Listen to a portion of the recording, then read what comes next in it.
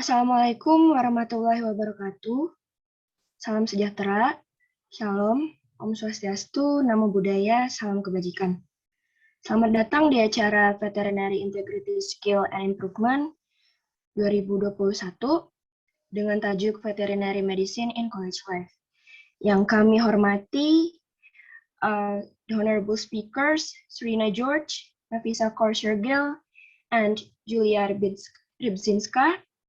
Yang kami hormati dan kami cintai Ketua VISI PCI Makahi UGM, Saudari Eka Wahyuni Anamika, Penanggung Jawab PCI Makahi UGM, Saudara Gilang Wisnu Aji, serta Ketua PBI Makahi, Saudari Zahratul Jannah, atau yang mewakilkan, serta hadirin yang berbahagia.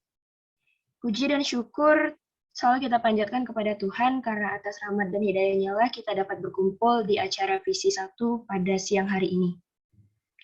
Hadirin yang berbahagia, izinkan saya memperkenalkan diri. Saya Azhara Rias. Saya akan memandu hadirin sekalian pada jalannya acara VISI 1 pada hari ini. Sebelumnya, izinkan saya bacakan susunan acara untuk hari ini.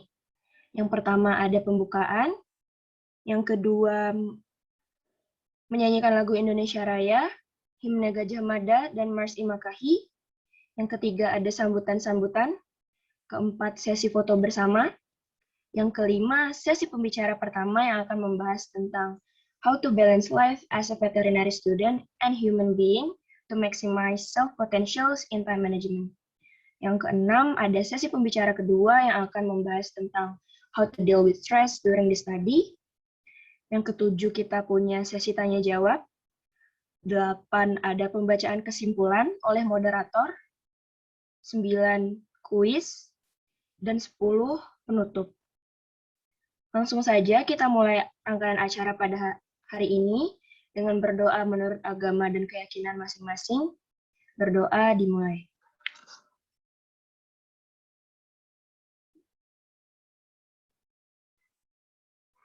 Berdoa tidak pernah cukup. Selanjutnya menyanyikan lagu Indonesia Raya, Himne Gajah Mada, dan Mars Imakahi. Kepada hadirin dipersilahkan untuk on cam dan mematikan mikrofonnya. Kemudian duduk dengan sikap tegap dan siap. Terima kasih.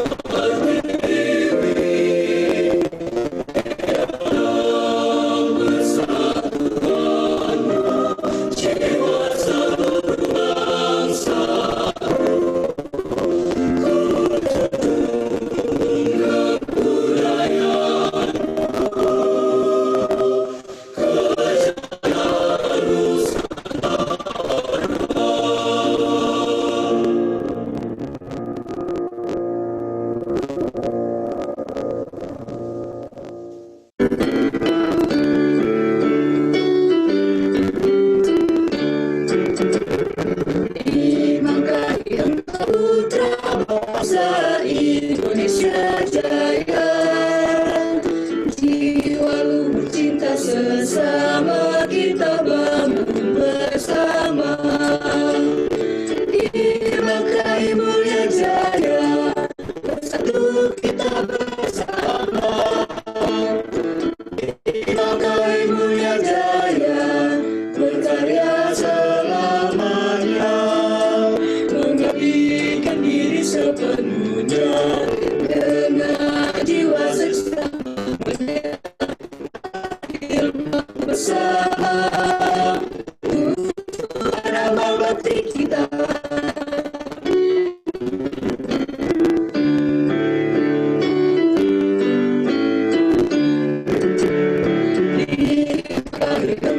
Putra bangsa Indonesia Jaya, jiwa kita sesama kita bangun bersama.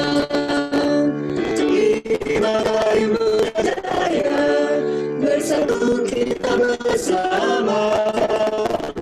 Dirgahayu mulia jaya, berkarya selamanya, mengabdikan diri sepenuhnya dengan jiwa seksama mulia, adil makmur bersama.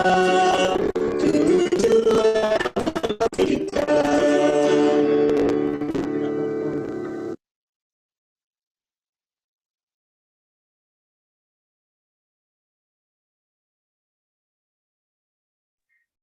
Baik, acara selanjutnya adalah sambutan dari Ketua Pelaksana VISI FK UGM 2021 kepada Saudari Eka Wahyuni Anamika. Saya persilahkan. Baik, terima kasih. Selamat siang. Assalamualaikum warahmatullahi wabarakatuh. Salam sejahtera, salam Om Swastiastu, Namo Buddhaya, salam kebajikan. Pertama-tama, mari kita panjatkan puji dan syukur atas kehadiran Tuhan Yang Maha Esa, sehingga kita masih diberi kesempatan hingga saat ini. Yang terhormat, Pembina PC Gemakahi UGM, Dr. Hewan Widabdo Sri Nugroho MP, the Honorable Speakers, Serena George, Naveesha, Shergill, and Rybczyńska. Yang saya hormati, penanggung jawab PCI Makahi UGM, Saudara Gilang Wisnu Aji, Ketua PBI Makahi, Saudari Zahra Tulzana, serta partisipan VISI 1 PCI Makahi UGM. VISI atau Veterinary Integrity and Skill Improvement adalah salah satu program kerja dari Pengembangan Sumber Daya Manusia PCI Makahi UGM untuk membantu calon dokter hewan yang mengalami permasalahan krusial dalam menjalankan studinya sebagai mahasiswa kedokteran hewan. VISI 1 ini mengangkat tema Veterinary Medicine in College Life and Professional Field. Karena pentingnya pengendalian stres, manajemen waktu, dan menambah wawasan keprofesian untuk memaksimalkan potensi yang ada di dalam mahasiswa kedokteran hewan. Kegiatan ini dilaksanakan dalam rangka menyambut lustrum ke-15 FKH UGM. Sekiranya cukup dari saya, Eka Wahyuni, selaku Ketua dan perwakilan Panitia VISI 1. Terima kasih partisipasinya dalam kegiatan VISI 1. Semoga VISI 1 ini dapat bermanfaat bagi para partisipan. Terima kasih. Wassalamualaikum warahmatullahi wabarakatuh. Waalaikumsalam warahmatullahi wabarakatuh. Terima kasih atas sambutannya, Saudari Eka. Selanjutnya ada sambutan dari penanggung jawab PCI Makahi UGM kepada Saudara Gilang Wisnu Aji. Waktu dan tempat saya persilakan. Cek, apakah suara saya masuk? Oh ya, sudah. Baik, selamat siang. Assalamualaikum warahmatullahi wabarakatuh. Shalom, salam sejahtera, namo buddhaya, salam kebajikan. Yang terhormat Dr. Hewan Widabdo Sri Nugroho MP selaku pembina PCI Makahi UGM. Yang saya hormati Saudari Zahra Tulzana selaku Ketua Umum PBI Makahi. And also I would like to express my appreciation to our speaker and moderator, Ms. Naveesha Kaur Shergill, Ms. Serena George, Ms. Julia Rybczyńska, and Ms. Nadia for the generous help that making this event come true. Serta para peserta dari mahasiswa Fakultas kedokteran hewan seluruh Indonesia yang berbahagia. Sebelumnya, marilah kita panjatkan puji syukur kepada Tuhan karena atas berkat dan rahmat-Nya kita bisa menyelenggarakan visi 1 tanpa kekurangan suatu apapun. Jadi visi atau Veterinary Integrity and Skill Improvement pada hari ini akan berfokus tentang bagaimana seharusnya mahasiswa kedokteran hewan itu dalam kesehariannya di kuliah, menyeimbangkan kehidupan bermasyarakat, mengatur waktu, mengatasi stres, dan lain sebagainya. Oleh karena itu, diharapkan nanti mari kita semua mengikuti acara ini dengan baik, sehingga maksud dan tujuan dari visi 1 kali ini dapat tersampaikan dengan sempurna kepada teman-teman semua, dan juga semoga acara ini dapat berlangsung dengan baik dari awal hingga akhir tanpa kekurangan suatu apapun, dan juga semoga dalam visi 2 juga dapat terselenggara dengan baik pula. Mungkin sekian yang dapat saya sampaikan. Selamat siang, salam sehat. Terima kasih, saya kembalikan ke MC.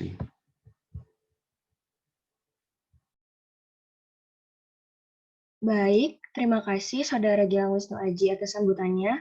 Selanjutnya ada sambutan dari Ketua Umum PBI Makahi kepada Saudari Zahratul Janah. Waktu dan tempat dipersilahkan. Baik, terima kasih atas kesempatan waktunya. Suara saya masuk ya? Masuk. Oke, bismillahirrahmanirrahim. Assalamualaikum warahmatullahi wabarakatuh. Selamat siang, salam sejahtera untuk kita semua. Yang terhormat, Ketua Pembina PC IMAKAI UGM, Dr. Hewan Widakdo Serena George MP.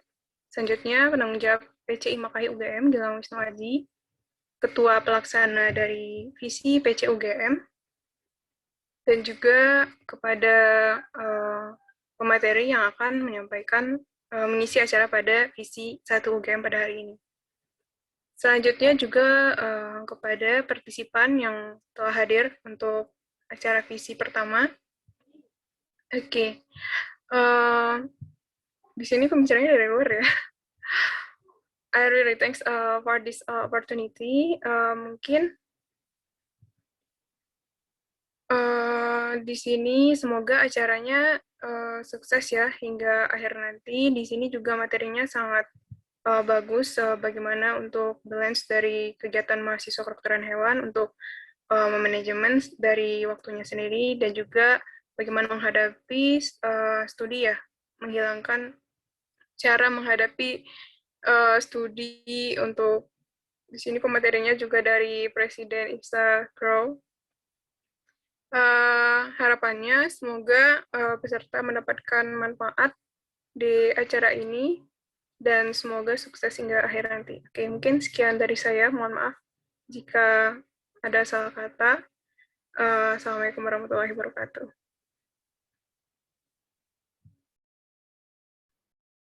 Waalaikumsalam warahmatullahi wabarakatuh. Terima kasih Saudari Zahra atas sambutannya.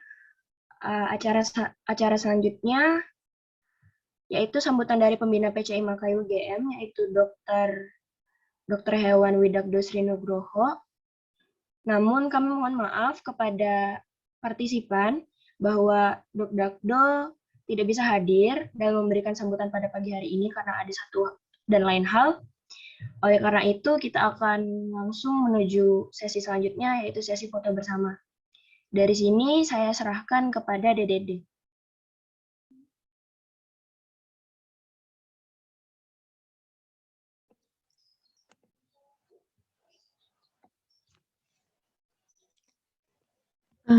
Baik, akan saya ambil foto.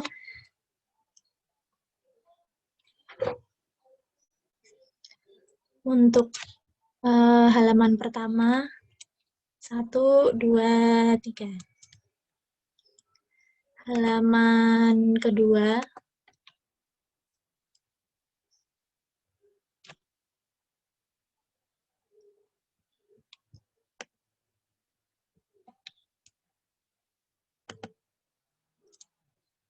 satu, dua, tiga.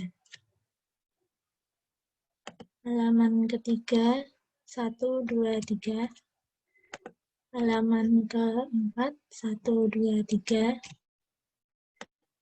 halaman kelima, 1, 2, 3, halaman ke-6, 1, 2, 3, halaman terakhir, 1, 2, 3. Terima kasih.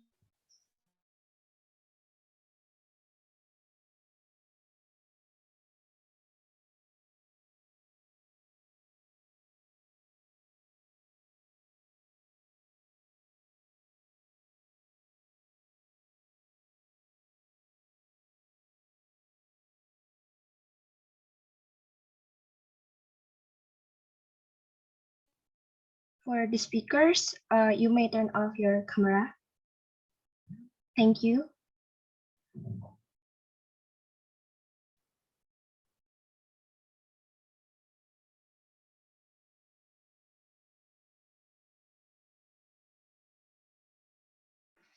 Hadirin yang berbahagia, kita akan langsung menuju ke inti acara, yaitu sesi pertama oleh Serena George dan Naveesha Kaur Shergill yang akan membahas tentang how to balance life as a veterinary student and human being to maximize self-potentials in time management. Namun sebelumnya, izinkan saya membacakan tata tertib selama webinar berlangsung. Yang pertama, peserta paling lambat memasuki room 15 menit sebelum webinar dimulai. Saat webinar berlangsung, peserta wajib mematikan mikrofon agar tidak mengganggu jalannya webinar, terkecuali sudah dipersilakan. Yang ketiga, wajib menyalakan kamera dan menggunakan virtual background, terkecuali kendala jaringan. Yang keempat, apabila ingin bertanya, dapat menggunakan fitur raise hand pada saat sesi tanya jawab sudah dibuka. Diperbolehkan on mic untuk menyampaikan pertanyaannya apabila sudah diperbolehkan oleh moderator.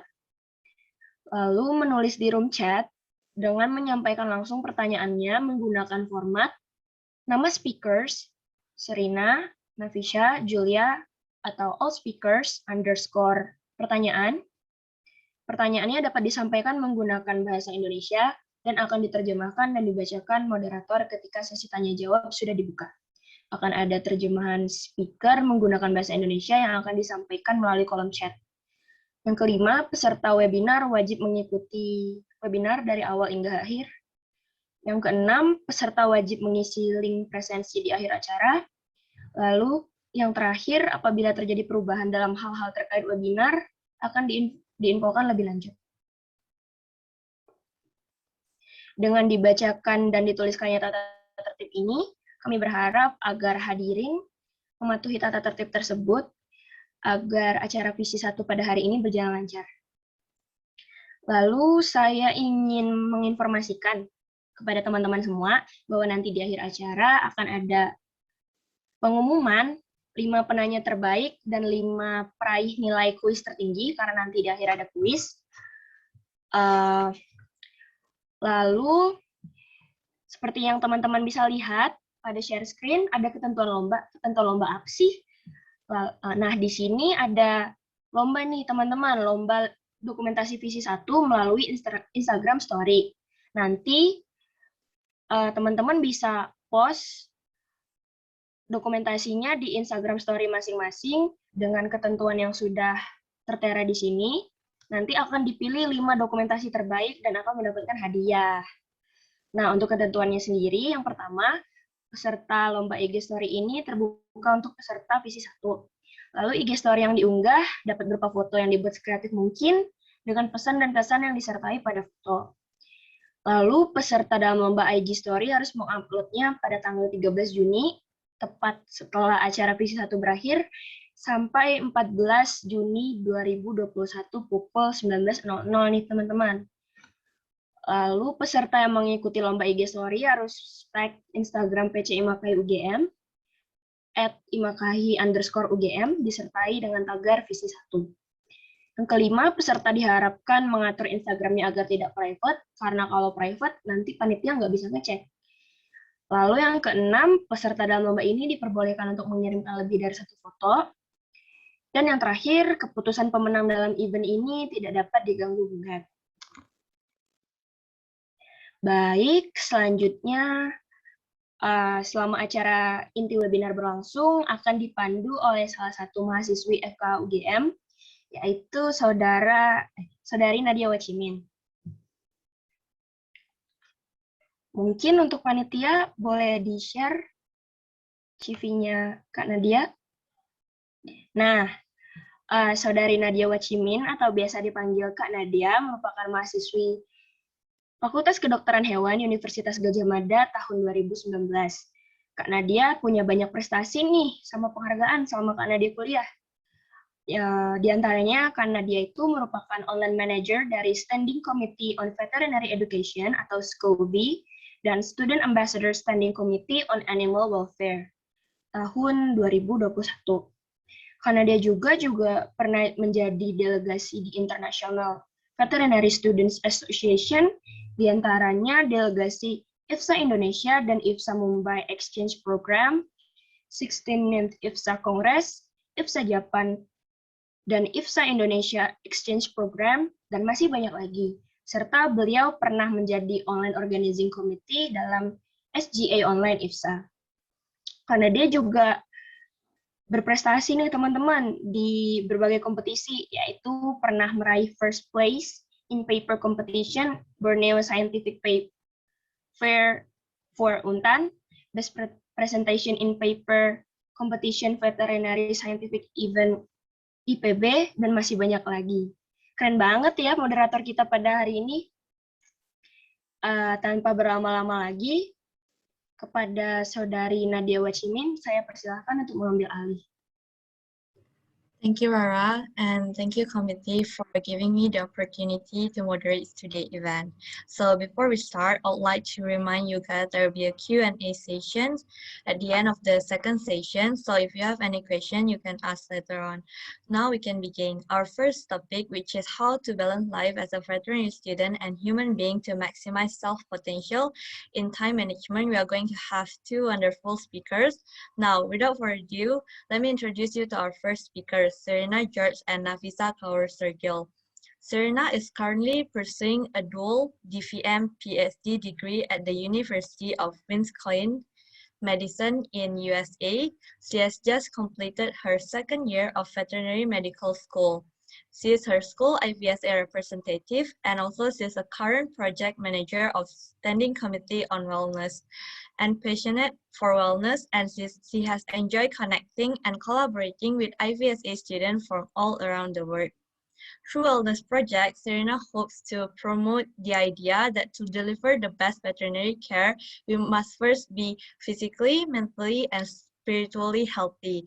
She hopes SCOW projects help remind us that we are complete people, not just veterinary students. Our work does not stem from our career or success, but our inherent value as people. Our next speaker, Naveesha, was born and raised in Malaysia, where she is also currently studying veterinary medicine in University Putra, Malaysia. She has many experiences working with IVSA on global level before becoming a chair in Standing Committee on Wellness. Before continuing her 4th year of vet school, she decided to take 1 year off from her study to focus on her mental health while also dedicating her time to the Standing Committee on Wellness. Due to her personal struggle with mental health, she decided to venture into the wellness aspect of veterinary medicine, which led her to run as the chair of SCOW. She believes mental health is the utmost important and should not be taken for granted. Naveesha hopes to help other veterinary students who are struggling to overcome their challenges in healthy manner, and most importantly, offer support and love where she can. So before we start, Serena and Naveesha, can you hear me? Yes, I can hear you. Yes. Okay, great. And now it's my pleasure to yield the floor to Serena and Naveesha.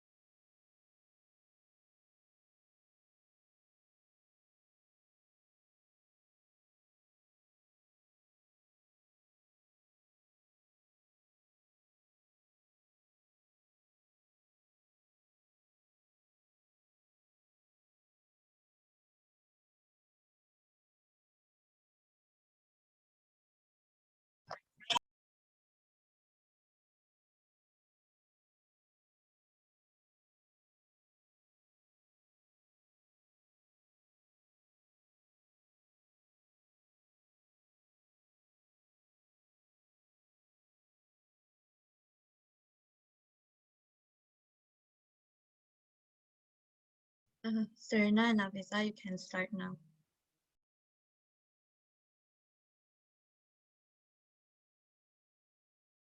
I'm so sorry, I was muted. Yeah, oh, thank you, you advanced it. Okay, I just also want to say thanks for that very nice introduction.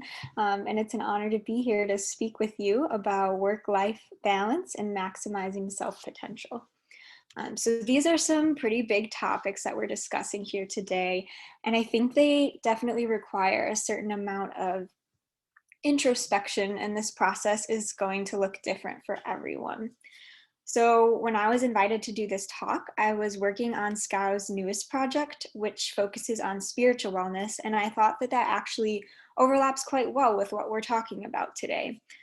So to maximize self-potential and actually be successful at time management, I think it's important to kind of take a step back and understand why work-life balance matters in the first place. And this basically boils down to the question of, why does wellness matter? Why should we dedicate time specifically to taking care of ourselves, our own well-being, when we have so little time as it is to dedicate to our studies? So when approaching this question, I think spiritual wellness has a very important role to play in guiding both our mental and physical well-being.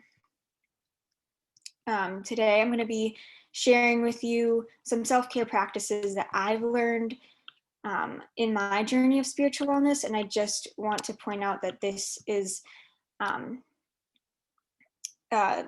just going to be my personal story.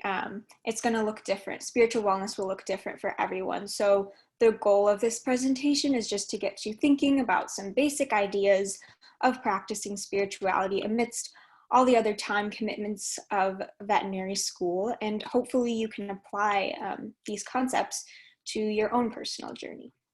So next slide, please.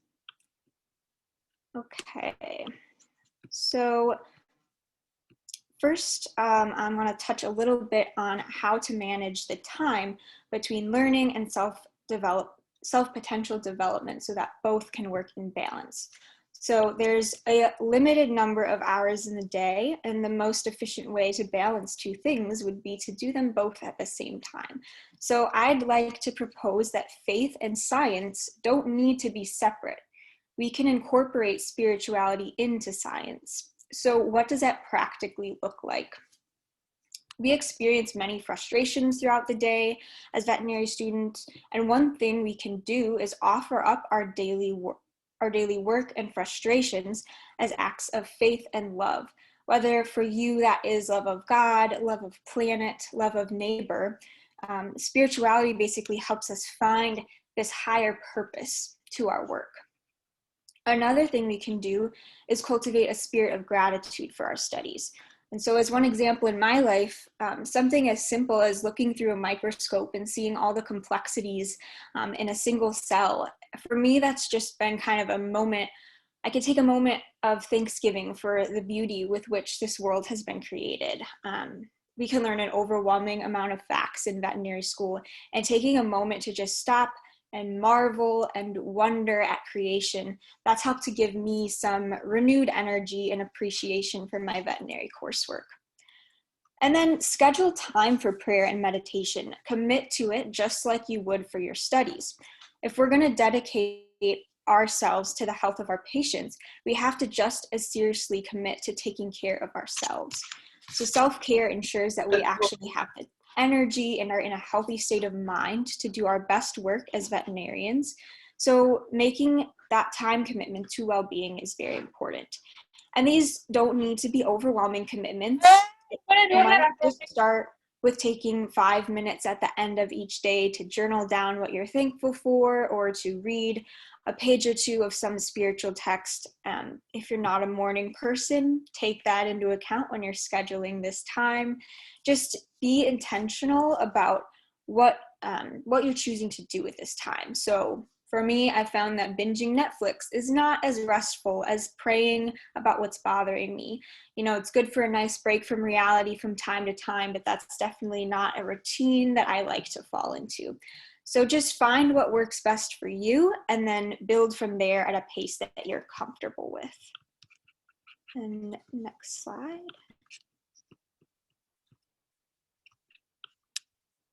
Okay, so if we're seeking to maximize self-potential, it's helpful to just take a moment to define what self-potential actually means. And so my spirituality has helped me understand self-potential as living as who I am created to be. I'm encouraged to express my uniqueness and celebrate the unique qualities of others. My faith shows me that while we are all connected by one spirit, we have been given different spiritual gifts. So by expressing our individuality, we're actually sharing these unique gifts with the world. So Charlie Mackesy, he's one of my favorite artists here. I think he's right in his drawings. He says, each of us brings to the world things no one else can.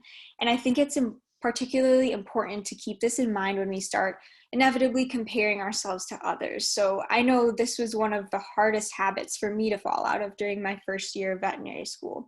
I was so intimidated in anatomy lab because I came in without any background on the subject, and many of my classmates made it look so easy for them. So I started doubting myself and the study habits that I knew worked for me. But throughout the semester, as I started working with my lab group on dissections, I came to realize that I did have something unique to offer my classmates. So I originally thought coming in with no knowledge of anatomy was a weakness, but this made me an inquisitive and motivated student. I thought of questions that no one else did, and this helped our whole lab group. So we became an effective team because we each brought unique gifts to our lab group.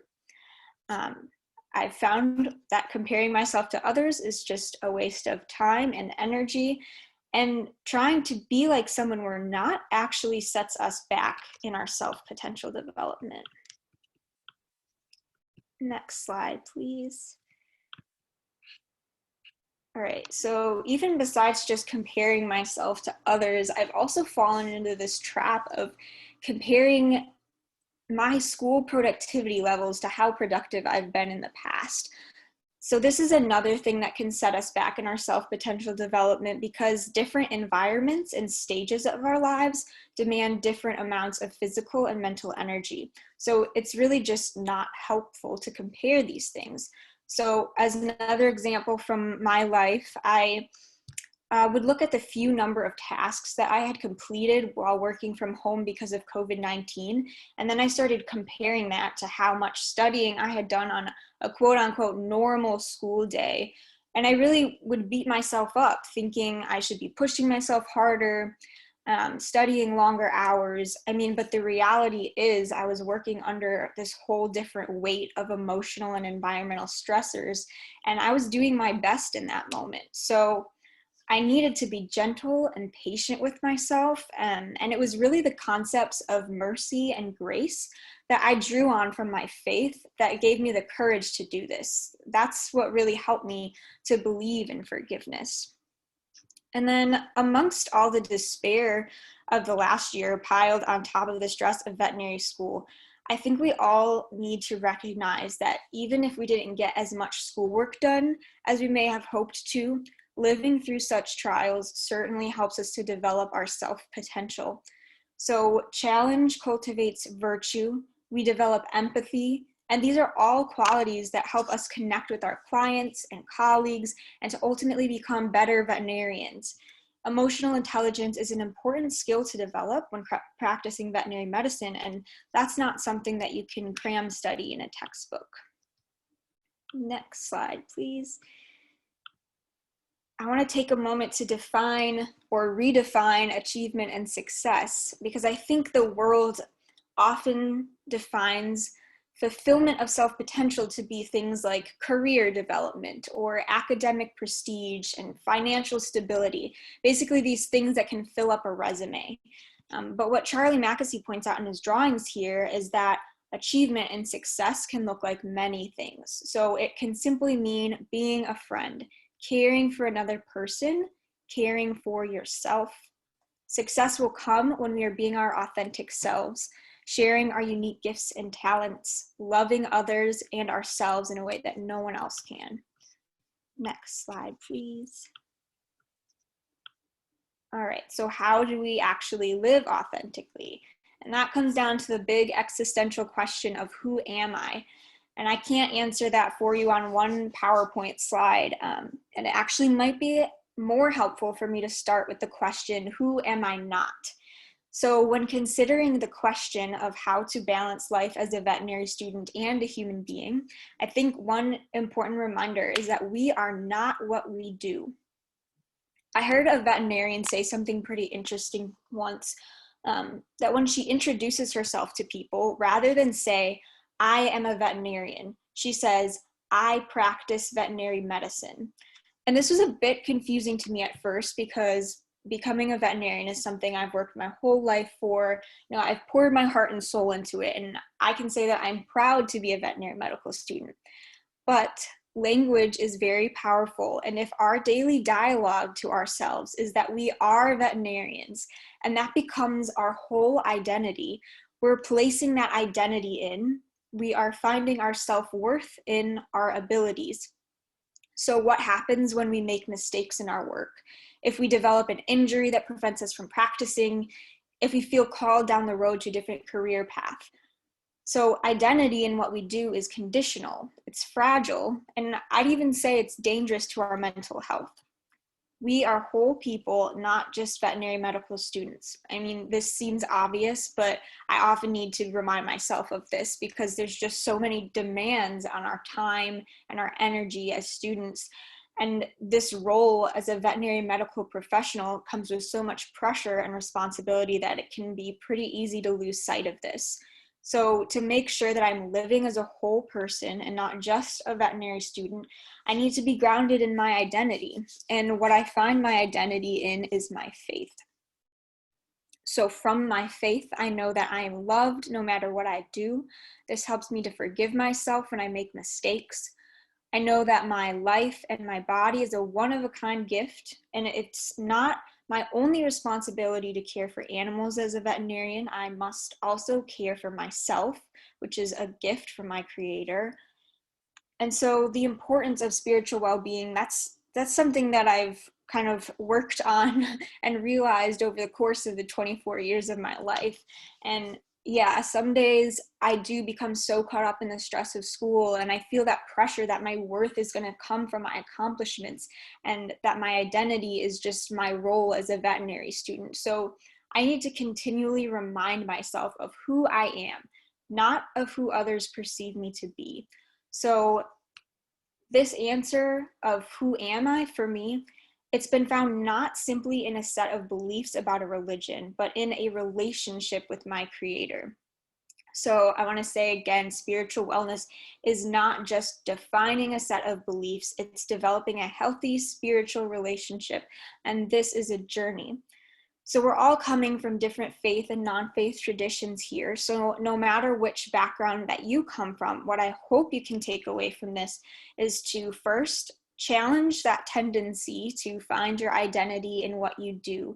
Existential questions can't be answered this easily, and you're much more than your achievements and failures. Second, I've heard an imbalance in spiritual wellness described as a restlessness, some feeling calling you to seek and journey. So the last piece of advice I'll leave you with is to pay attention to any restlessness you may feel and let it move you to journey. Next slide, please. Okay, I can't finish my presentation without putting in a little plug for SCOW's student column submissions on our topic of spiritual wellness. I think science and spirituality aren't really often thought of together, and in my experience, it's really rare to discuss faith in school environments. But spirituality can be such a big part of our lives. It can be what we find our identity in, and so I think it has a crucial role to play in wellness. So this student column is providing a platform where you can share your thoughts on this topic anonymously, and I hope it will create a shared space where we can learn and grow from one another. So I'm going to put the link to the Google form in the chat, and I look forward to seeing your entries and continuing this conversation. So thanks. And I'll hand it over to Naveesha now. Thank you, Serena. That was a very nice presentation. All right, so I will be continuing on the same topic. So before I start, I'd just like to say hello to everyone and thank you so much for organizing this event. It is a pleasure to be here. Also, before I begin, I would also like to say that all the points that I'm going to be bringing up and discussing, it's all based on my own personal experience. So you can try to implement or try to practice these things that I also practice, but if it doesn't work for you, it doesn't mean that you're doing it wrong. It's just that there are so many different methods when it comes to how to balance your life, how to cope with stress. So yeah, there's no one method for everyone. Everyone's different. So if this doesn't work for you, it's okay. All right, so I'm just gonna jump right in. The topic is how to balance life as a veterinary student and a human being. And it's important to remember that the key word on how to achieve this is in the topic itself. So the keyword is balance. So when you think of balance, sorry, my kitten almost fell down. When you think of balance, you have to think of doing things in moderation. So what does moderation mean? All right, so it basically means you have to not do things in excess, but at the same time not do things insufficiently. And this can apply to so many things. It can apply to the types of food you eat. It can apply to how much sleep you get, how much you study. So for instance, if you study for 1 hour and you take a 3 or 4 hour break, there is no balance there. So there is no moderation being practiced. So it has to balance out. And how do you know how much time you should spend on a particular task, for instance? So this is where you have to know your priorities, which brings me to my next point. I think over here, just based on experience, my priorities have always changed throughout my life. So it is not something that is constant. For instance, just 1 month ago, my priorities were focusing on my family and just my domestic household issues. And now, fast forward 1 month, my priorities are completely different. So now, instead of focusing on my family, I have transferred that priority to myself. So now I'm focusing on myself and just working on myself and trying to be a better person. So just within 1 month, you can see a clear difference. So this is why, to me, it's important to know where you're at in life and to know where you want to invest your time and energy. And once you know that, you will be able to manage your time properly, or you will be able to balance your life as a vet student and just as and what you do during your personal time. All right. It is also very important to learn to say no. And to me, I put this point in my presentation because I like helping people, but sometimes I tend to help people too much without regard for my own time or for my own wellness. So I would actually put people ahead of me without any regard to how I was feeling. So for example, if it's something small, like your friend asks you to drive them to the train station or to drop them off somewhere and it's along the way, that's fine.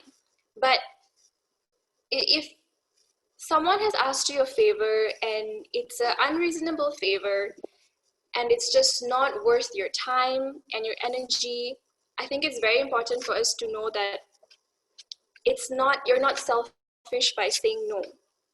You're not selfish by prioritizing yourself and by putting your needs ahead of everyone else's. So you can help if it's convenient for you, but if it's not, learn to say no, whether or not it's your family or whether it's your friend. So over here as well, this is where moderation also plays a part. So you want to help people, fine, go ahead, help as many people as you want, but make sure you're helping in moderation and make sure there is a balance. So once you do this, you have gotten rid of unnecessary obligations. Because as students, I'm sure many of you can relate to what I'm saying. We have so many obligations as students. We have to study, we have to attend classes, we have to do assignments. If you're in your final year, you have to prepare for your final examinations, and that's just as a student. What about your personal life?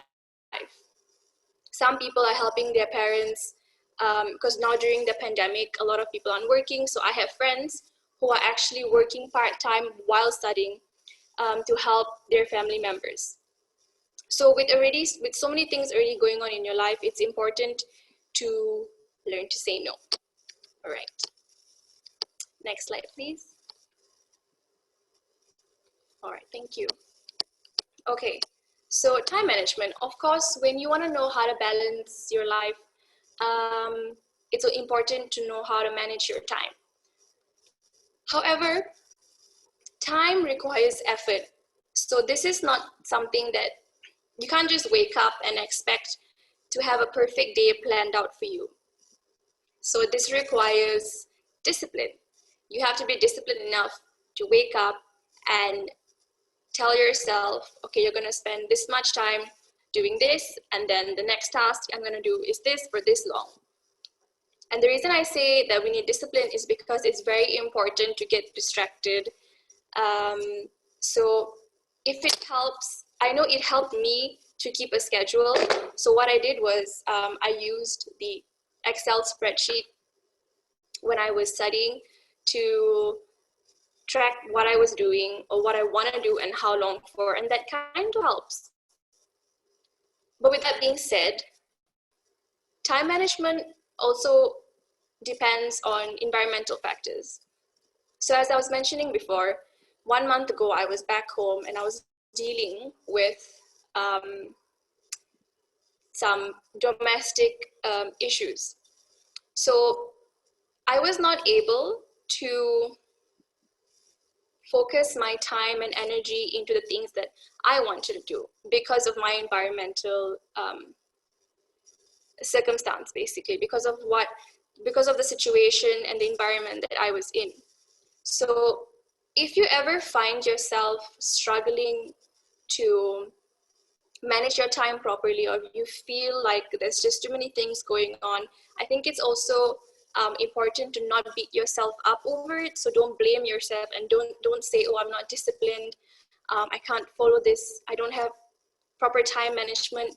I think if you ever have those thoughts, just take a step back and really try to analyze the situation that you're in and the environment that you're in.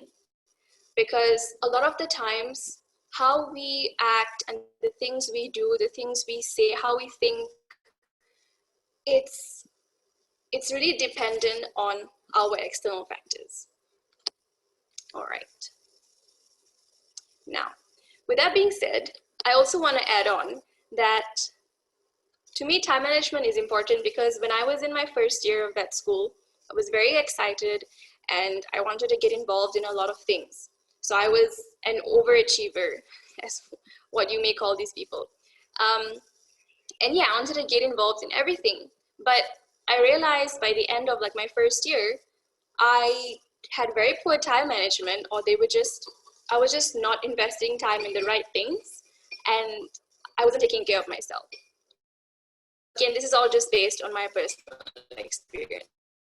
All right, so as a vet student, and as people who have a lot of responsibilities and obligations, it's crucial that we reward ourselves. So all accomplishments that you achieve, no matter how small, even if you achieve it within 24 hours, it's considered a really great achievement. Especially now during the pandemic, where it is a very, very difficult time and it's a very strange and unusual time for many of us. It's important to remember that even the smallest thing you do, like waking up in the morning, having a bath, cooking a meal, taking a walk outside, finishing even just one assignment, is something that you should give yourself credit for. You deserve that credit, that matter. Because if you were to consistently achieve these things throughout your week or throughout your day, they would eventually lead to a huge accomplishment. All right. So what you can do, or this is just something that I used to do before, was I would write down on a piece of paper, just or like on your phone, a list of goals that I wanted a week, and it doesn't even have to be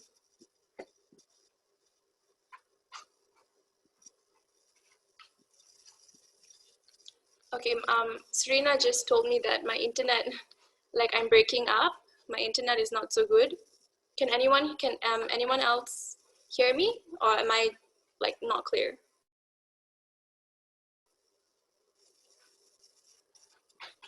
It's clear now. Okay, great, thank you. All right, so where was I? Yeah, so you can write down on a piece of paper on your phone the goals that you want to achieve in a week. And it doesn't have to be like a list of 50 things. It can be just even I'm sorry, Naveesha, breaking up again. a few. And hello? Okay, now it's clear again. Okay, I'm so sorry for my internet. It's okay, you can continue. All right. Okay. All right, so the next point I have is do not take on more than you can handle. So again, having passion is good. If you want to be involved in multiple extracurricular activities, for example, you can, that's fine. It's good to be passionate about things, but there's no point investing 100% into something if you're not benefiting the same amount. And this was just something that I experienced during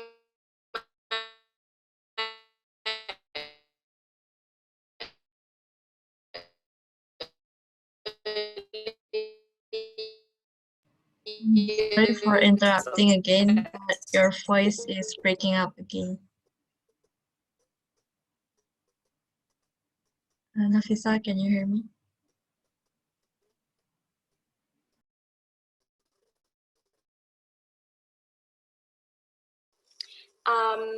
tasks into smaller ones. So for your priority,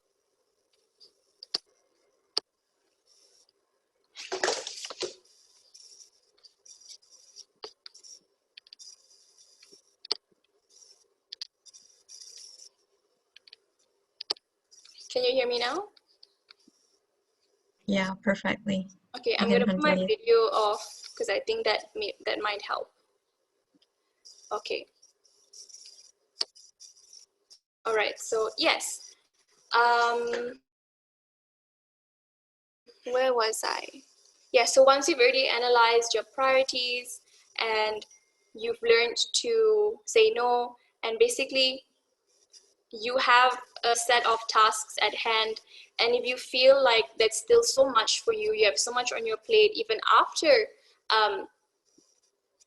like I said, analyzing your priorities, just based on my personal experience, it has really helped to break down all your tasks into smaller ones. And the reason for this is because I have found that it helps with reducing my stress a lot. And it also ensures that when you work, you're working in an organized manner. So your work will not be messy. And I think this is also important when it comes to group work. So if you have group assignments or just any sort of task in general, if you were to take on so much of responsibilities and you're overworked, you will eventually succumb to stress. And that would eventually lead to you not being able to perform your task properly. And when this happens, the group task that you've been assigned to, it doesn't only affect your performance, but it also affects the people around you and your other group members. All right. So it's very important to ask yourself whether what you're doing is worth it and how much will you be benefiting from it? How much are you going to be stressed over it? So before I move on to the next slide, if I were to wrap this up, I think all in all, if you are finding it difficult to balance your time outside of vet school or in vet school, just try to take a step back, try and look at the bigger picture, analyze everything around you, ask yourself whether this is what you want to do. You know, if you have certain obligations or responsibilities, ask yourself, is this my obligation? Is this really my responsibility? And again, saying no is not selfish. Putting yourself first is not selfish, because at the end of the day, it is your life and it is your wellness, and it's nobody else's. All right. Next slide, please.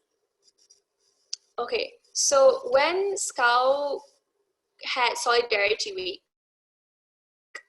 we collaborated with Not One More Vet, and they have this activity called the Wellness Wheel that will take you to our wellness toolkit.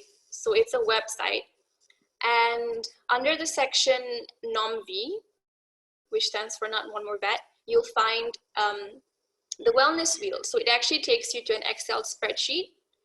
The purpose of this wellness wheel is to basically reflect your core values. So it's good to do this activity before, like as in perhaps you can do it right now based on what your current priorities are, and then do it again to what your ideal wellness wheel would be. And then you could sort of just compare the two wellness wheels and see, okay, what are the steps that you need to take to move from the current wellness wheel that you have and to the ideal one. So if you go to the next slide, this is my first wellness wheel. All right. So this is my first one, basically my mental health. So you can see the majority of my time was spent obviously in classes. So this is like a Monday to Friday activity. Oh, sorry, Monday to Sunday. So it's a week long. And then of course, sleep and study were also a lot, slightly less than the amount of time I spent on classes. And then my sleep during the weekday and weekend was also quite a lot. And the reason for this is because I just am the kind of person who likes to sleep. Even during exams, I try really hard not to like pull all-nighters, because I just find it very hard to focus the next morning during the exam. So I also had a very unhealthy habit of being on social media for many hours. So that's why the orange part is quite big. And then you can see self-care is only at 3%. I did spend more time with family and friends. But if you can compare, you'll see that I actually spend more time on social media than being with family and friends. And the rest is just running errands or spending time with my pets. Okay, so next slide. All right. So over here, this is what my ideal wellness wheel would look like. So when I filled up the Excel sheet again, I typed it according to what I think is the best for me and what is the healthiest for me. So if we were to compare, the the amount of time, okay, you spend on class is fixed. So let's just say my schedule for next semester is the same. Okay, but what else would I do differently?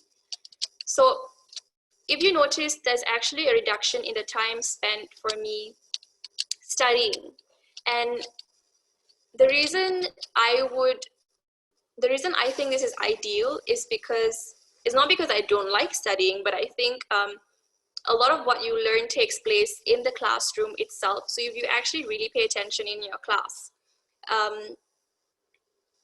the knowledge that you retain kind of lasts longer rather than you just going to class, not paying attention, having to relearn everything yourself when you like come back home.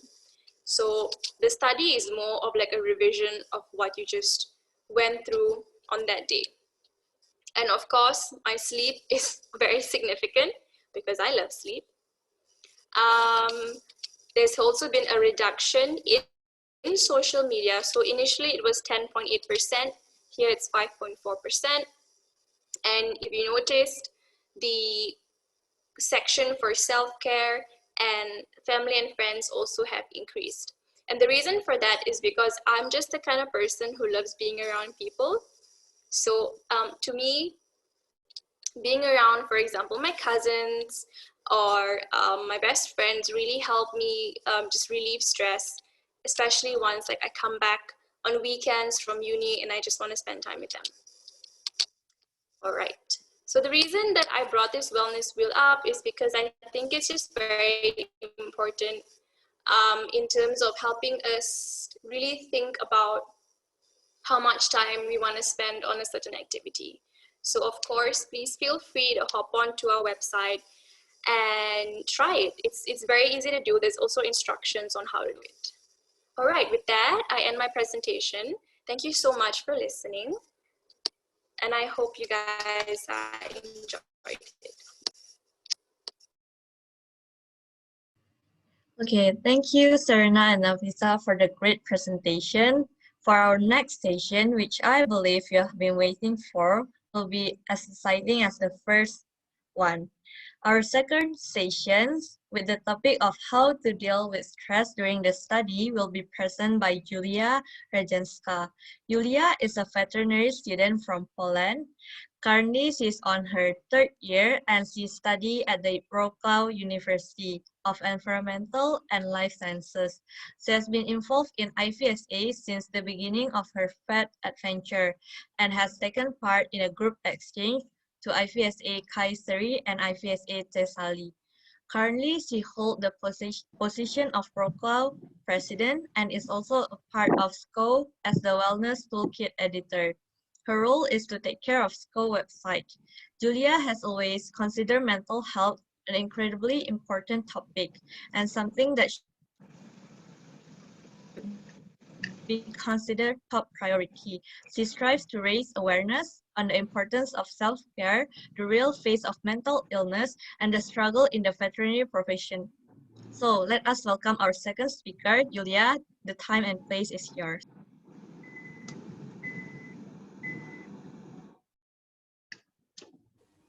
Hello, can you hear me? Yes, perfectly. Okay, I'm gonna share my screen again.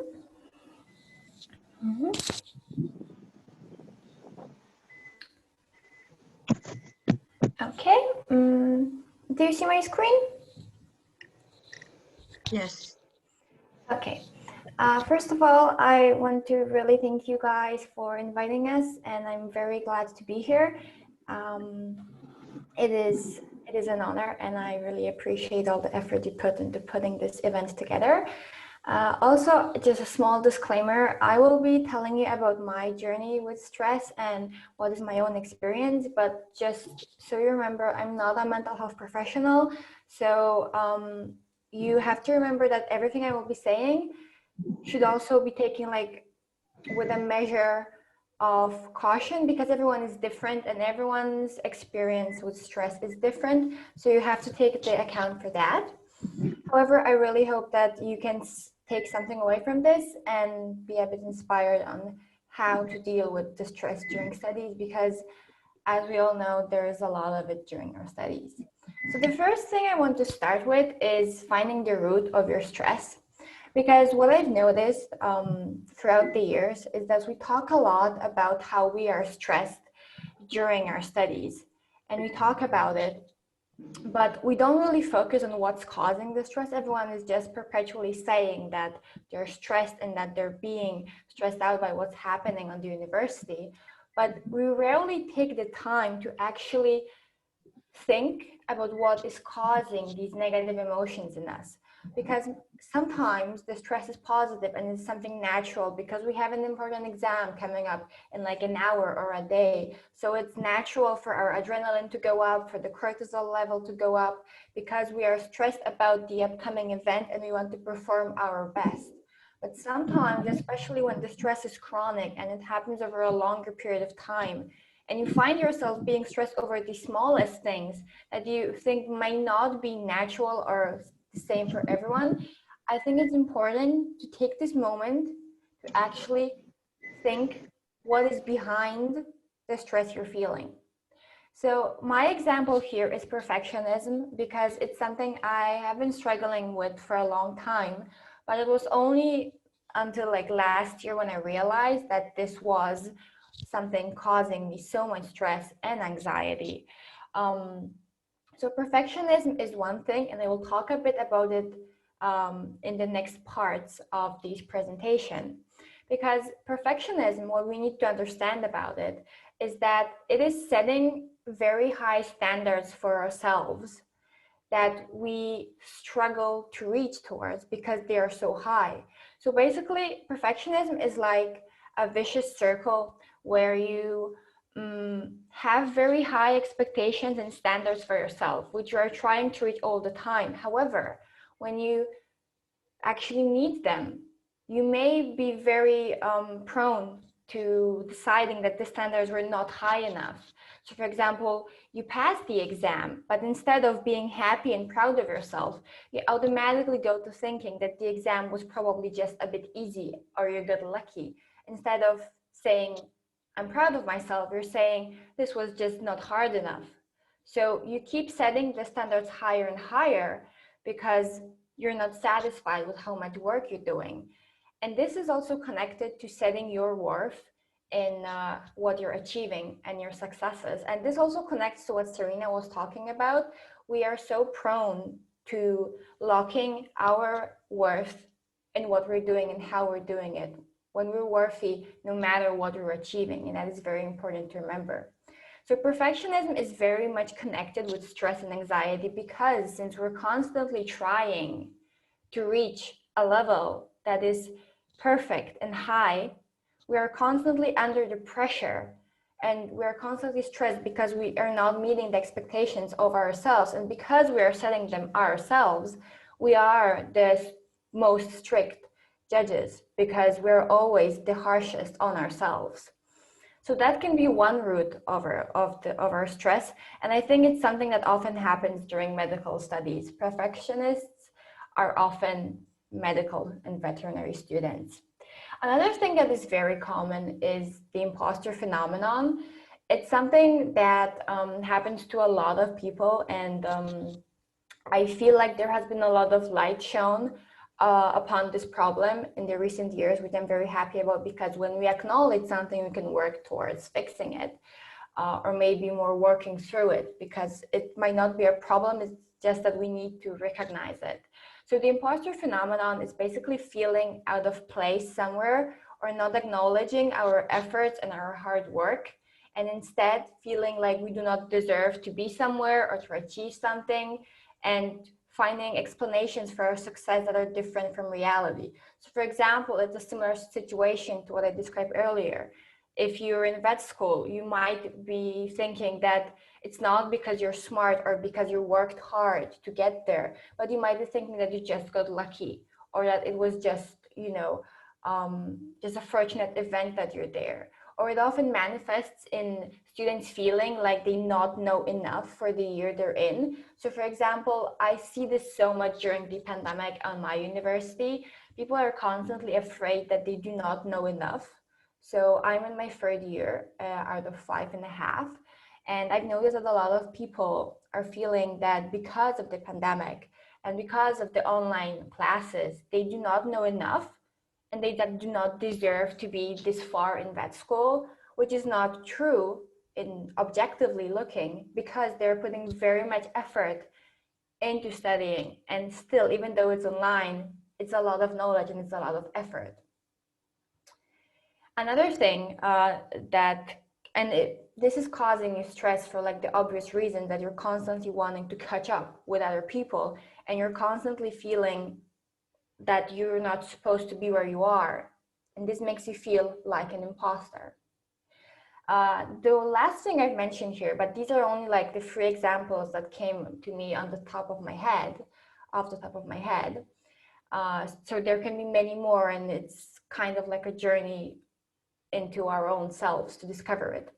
But the last thing I thought of is fear of failure and family expectations. They often go together and not always. Family expectations are not something I have personally dealt with, but I have heard about it a lot from my friends and colleagues. It is very common for people to be very worried about what their family expects from them, or to be afraid of telling their grades to their parents, etc. And while this is understandable, and we all grow from different environments, and sometimes our education is very important to our family members, and it can cause us a lot of stress because we don't want to disappoint them. I think it's very important to remember that at the end of the day, your career, your education, and everything you're doing towards becoming a veterinarian is ultimately just for yourself. And at the end of the day, as Naveesha said, it's your life and your wellness matters the most. And if you're doing the studies for anyone, it's for yourself, and this should be your top priority. But I know it's easier said than done, but recognizing that this is something causing you stress is the first step to confronting it and then maybe working through it. And then the fear of failure is something I think is very much encouraged by the educational environments that we are in. So I don't know if you can relate to this, but I have the feeling that in our universities and basically in the society we live in, success is very much glorified, and we do not tolerate mistakes well. We see failure or mistakes or not passing an exam as very tragic sometimes, and like as a big down to our lives. When I think we should accept it, that we're just humans and sometimes things just don't go as well as they should. But I think because we're glorifying success so much, and because everything is so career orientated, and we tend to only focus on our activities and career wise, we might see failure in studies as something that might end our future career, etc. So I think we need to realize what causes our stress in order to work on tackling it. What I want to talk about here is cognitive biases, which is very common in perfectionism, which is why it's easy to talk for me about it, because it's something I've been learning about in the last year, and it's something that I have realized is very much affecting me, and it can affect our relationship with stress. So let's first unwrap what cognitive bias can be. To put it in a very simple way, these are some mental shortcuts that our brain is using in order to understand the reality better.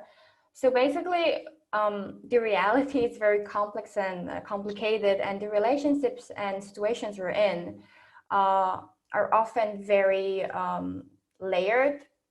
So for our brain to understand them better and to cope with all the different emotions and situations we're in, sometimes create these patterns that it uses for it to be easier, like these mental shortcuts. So I think the best example, and maybe this is not exactly connected to stress, but I think it's important to sort of like set a background to what I'm talking about, is confirmation bias. It's one of the most common ones from what I've read. So basically, confirmation bias is that you're trying to only see things that back up your own personal beliefs and opinions. So you're only taking into account things that confirm what you think. And you only focus on these parts of the reality around you, and you do not see and you don't want to see things that could be in opposition to what you're actually feeling or thinking. So to put a very simple example here, let's say I believe that all the trees have green leaves.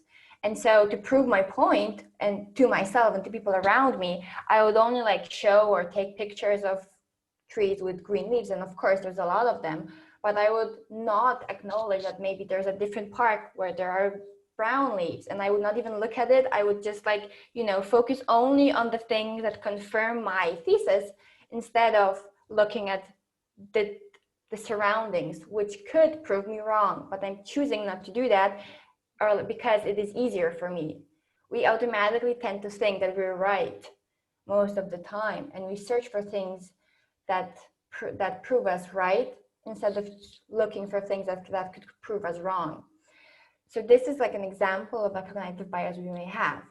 And the two that I want to mention here and focus on today are selective attention to failure and dichotomous thinking, because I believe these two can affect our stress greatly. They're very much connected to the issues I've talked before. And I think that recognizing that we have these patterns can greatly affect our stress management, because what is important is taking a step back and looking at what we're feeling. And if we acknowledge and if we understand what is behind our stress, we can work towards tackling it. Okay, so selective attention to failure, I think it's pretty easy to understand, but to break it down a bit, it's just that we are very much prone to focusing on what goes bad and focusing on all the mistakes we make. So it is very tempting not to look at all the good things we did throughout the day when one thing goes wrong. So you may be doing great during the whole semester or during the whole month, but then if you fail one exam or one test, it automatically just ruins your mood and you're focusing only on that thing. Because since we see not passing an exam or failing some assignment as such giant failures, we're focusing all our energy and all our attention to this failure because we're not meeting the standards we've set for ourselves. We see it as disappointment to ourselves or to our family, and we're only focusing on this instead of giving ourselves credit for other things we've done. And that obviously leads to stress, because if we're focusing on something negative, it is going to come back in negative emotions. And then the other thing, which is sort of connected to this as well, is the dichotomous thinking. It's basically, I like to think of it as black and white thinking or 0-1 thinking. Basically, it is very easy to start seeing reality as black and white. And it is easier to look at things as yes, no, instead of on a whole spectrum. So for example, an example I like to think of is that imagine going into an exam, and let's say you have like 7 textbooks that you had to read to be prepared for the exam. And let's say you've read 3 textbooks out of 7. And so in my experience, at least, if I am not fully prepared for an exam, I usually go into the exam thinking that I am not prepared and that I know nothing. So what my mind automatically goes to is thinking, I know nothing, I will fail this, and I am so stressed because I know nothing. And it's been a whole semester and I feel like there is 0 or like near to 0 knowledge in my head. And because it's either I know nothing or I know everything, it's very hard for me to notice that I may not know everything because I haven't even read everything that we were assigned. but I have read nearly half of what I was supposed to. So realistically speaking and objectively speaking, I know like 50% of the material. So if we were talking mathematically, there was like a 50% chance that I will pass, let's say, if we're gonna like put this in this setting. You know, not thinking about like the importance of different textbooks, etc. But it requires effort to look at the situation objectively. It is very much easier to jump into the conclusion that I don't know everything, therefore I know nothing and I will fail. And this is so dangerous because it also connects to us not rewarding ourselves and not giving ourselves credit. So if you might go into like a different thought that if you pass not knowing all of the material, you may feel like you don't deserve this. And I think that recognizing that sometimes we're being too harsh and not fair towards ourselves, and recognizing that the reality is very complex and our studies are complex, and just because you feel like you are not you're lacking some experiences because of the pandemic, for example, it does not erase everything else that you've learned throughout the recent years.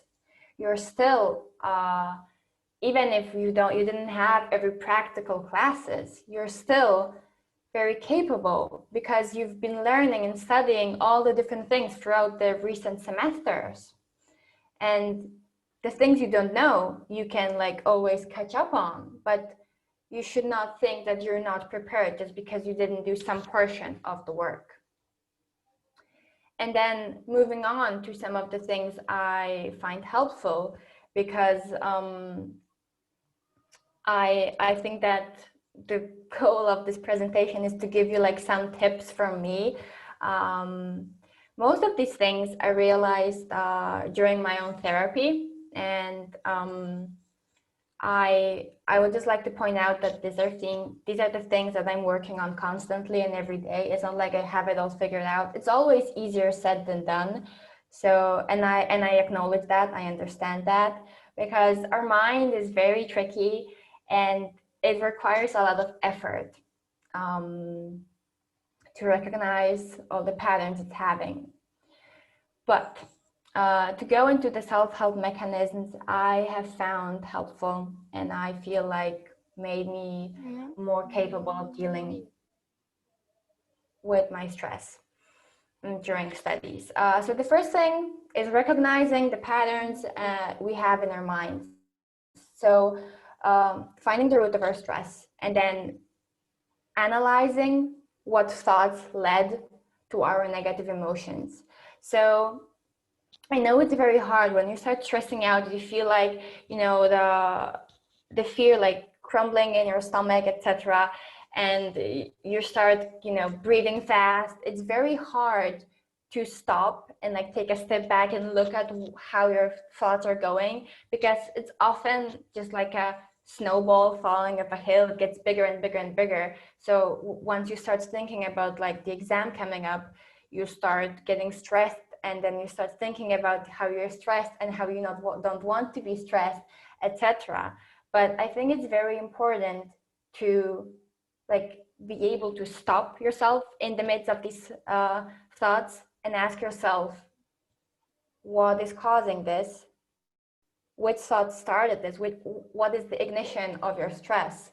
And then once you see this like path, you're able to stop it and maybe distract yourself. Or if you know that calling your loved ones helps, if you realize that you're getting into this spiral of stress again and you're able to stop yourself, you can distract yourself or do things that help you, like call your mom or call your friends or go for a walk, pet a dog, etc.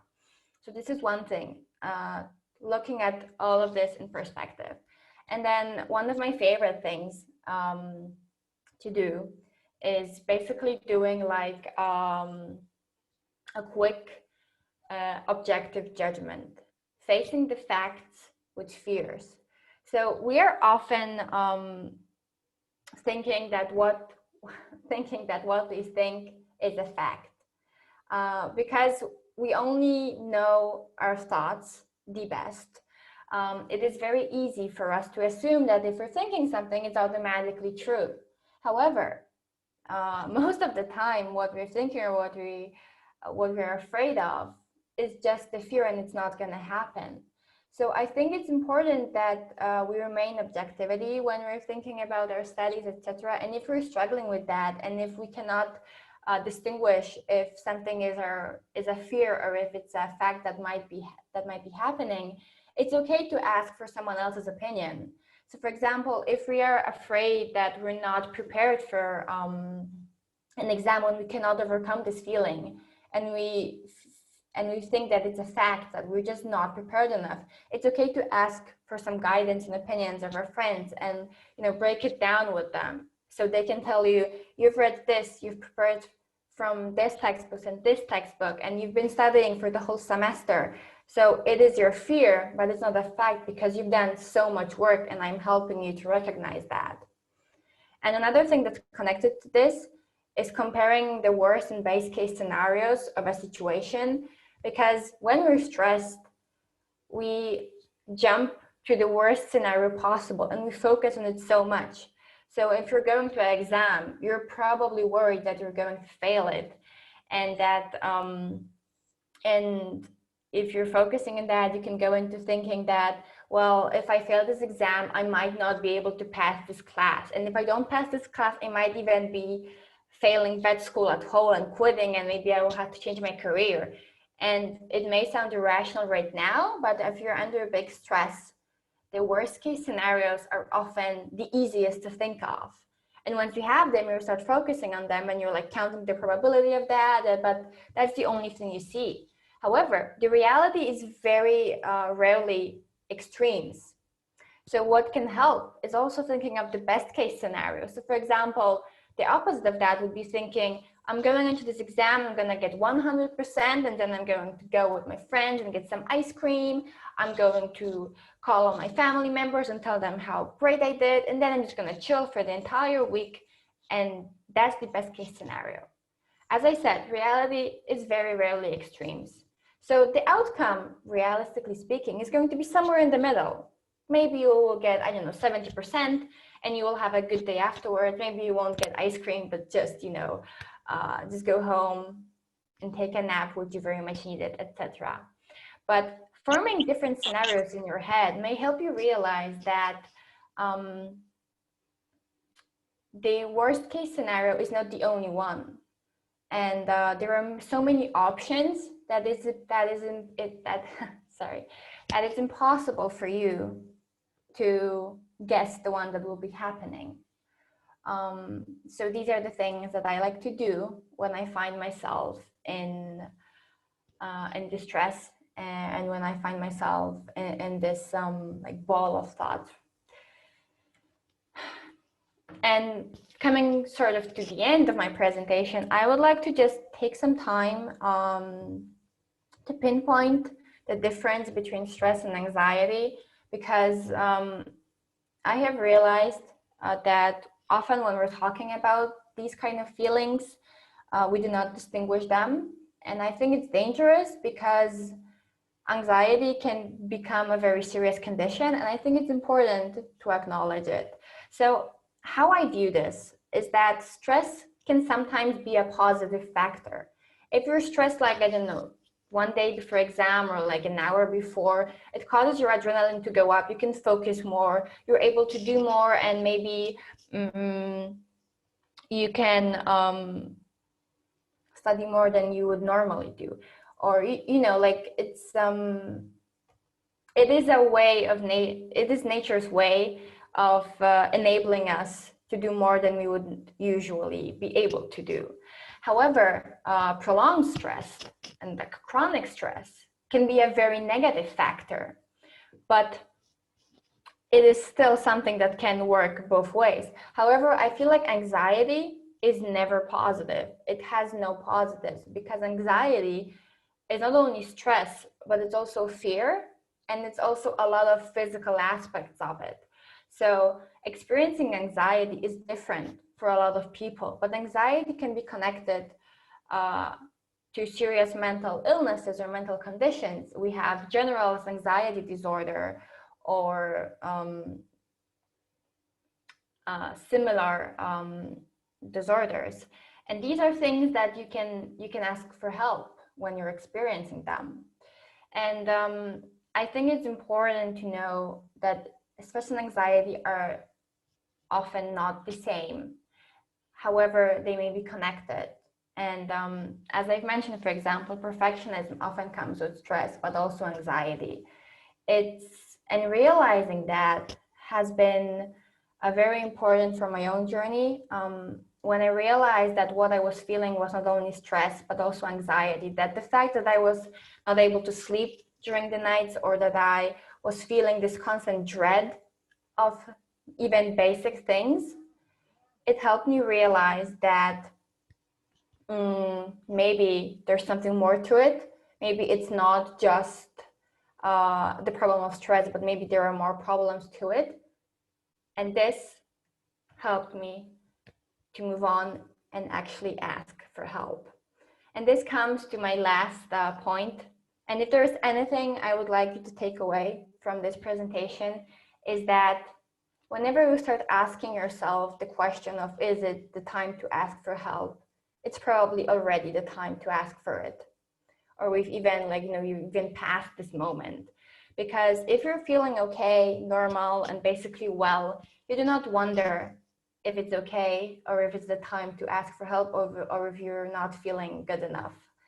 I think that we really need to end the stigma around mental issues, and that we deserve to live in comfort, we deserve to be well, and we should never feel like we're not feeling bad enough to ask for help, or that our condition is not serious enough. It's always okay to ask for help, whether you're feeling stress or whether you're feeling anxiety, because there are many ways of dealing with it. You can go to a psychiatrist if you feel like you need something to help fix your mood or to help you with your physical symptoms. Or you might want to go to therapy, which allows you to sort of work on what is causing your stresses and then work on it long term. And there are many other resources, but what is important is knowing that it is okay to ask for help.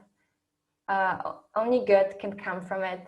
And I really hope that you guys will take this away from this lecture, that we deserve to live a happy life, and we do not have to live under stress. There are people who are willing to help us, and at the end of the day, that is what matters.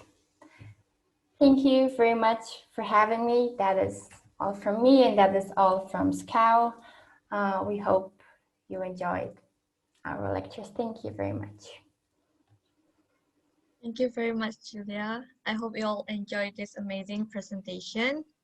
Now, all speakers will answer some questions that were sent to us during the presentation. You may ask each question individually, or you may ask all three speakers all together. If you have any questions, please raise your hand and I will call your name. Then you can turn on your microphone, or if you are unable to do so, you can type your questions in the chat box. You can ask the questions in either English or Indonesia. So let us begin our Q&A session.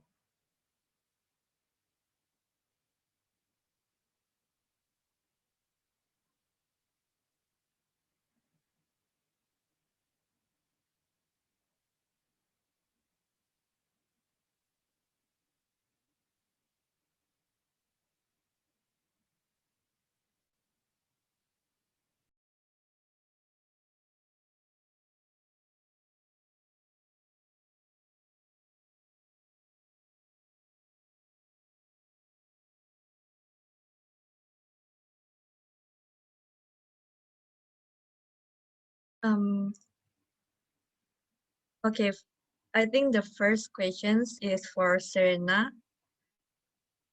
The question was, how can you change your, sometimes we have like childlike mindset that we are not mature enough, like we still think like a children.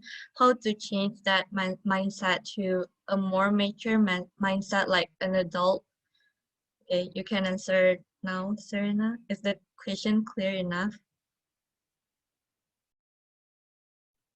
So I guess I have a question. So in what context are you worried about having a childlike mindset? Because to me, in some ways, that's a good thing. I mean, children can have, a positive outlook on things. And I guess I'm coming from my own faith background. We often talk about how good it is to approach God as a child and just kind of looking to him for like protection and direction. And so I would say that sometimes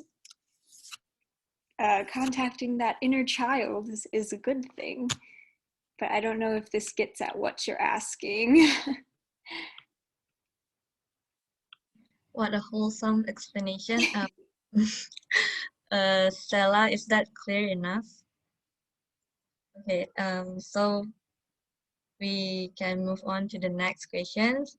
The next question is addressed for Naveesha. So I often feel so tired and really want to take a break, but the situation didn't let me to do so. Can you please suggest me something that I can do to go through that situation? Okay, Alright. maybe Naveesha can answer. Yeah, thank you so much for the question. All right. If my internet just goes on, so yeah, I understand what you mean by, you feel really tired at the end of the day, and it's just, you feel like it's so hard for you to try and take a break because of all the responsibilities you have. You can relate to what I'm saying, or if this is a good suggestion for you, but this is something that I actually did when I was having this issue. I learned to toughen up and be stronger mentally. You see, there's only 24 hours in a day, and if you don't even have time to take a break, that clearly means that, and I'm not trying to say that whatever your responsibilities are, it's not important. I'm sure it is. But I think it's very important to remind yourself that you only have, but it's not. And if you find yourself not even having time to take a nap or to just sit down and have a cup of tea, then you really need to re-evaluate what it is that you're doing in a day and why is it taking up so much of your time. So maybe try and figure out whether or not what you're doing, it is a priority, but it doesn't have to be one of your top. So I would just say, again, analyze your priorities, sort them out according to sort of like pros and cons, or which one weighs more, which one has like a greater benefit, which one affects you the greatest, and then from there, try to delegate an accurate time to spend on each task. Yeah, I hope that helps. Thank you. Thank you for another great explanation. For the people who asked the questions, is that clear enough for you? Okay, I will consider that as a yes. Okay, the next question is addressed to all speakers, so all of you can try to answer these questions. So how to convince yourself if we have tried our best instead of feeling bad for not achieving something better than what others already did?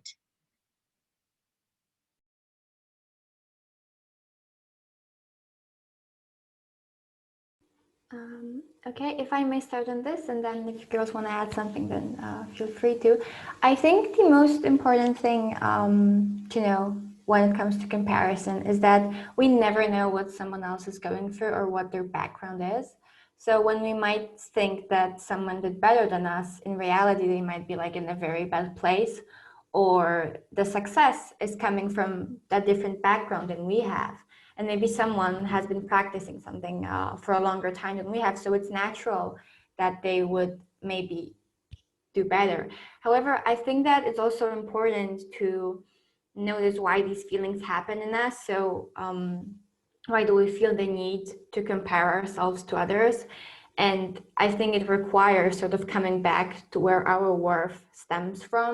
And it's sort of also what Serena mentioned, that we need to put our worth not in what we're achieving, but in our own qualities as people.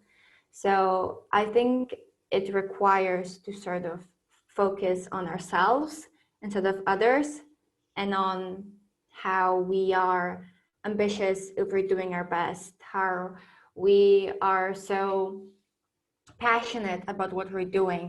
So I think the more we focus on what we're going through ourselves and less on what others are doing, the more we can learn how to reward ourselves and give ourselves the credit.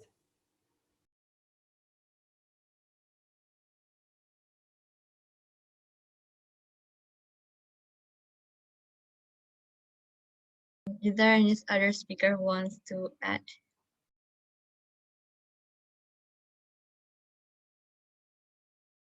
Okay, great. The next questions, thank you for the awesome explanations.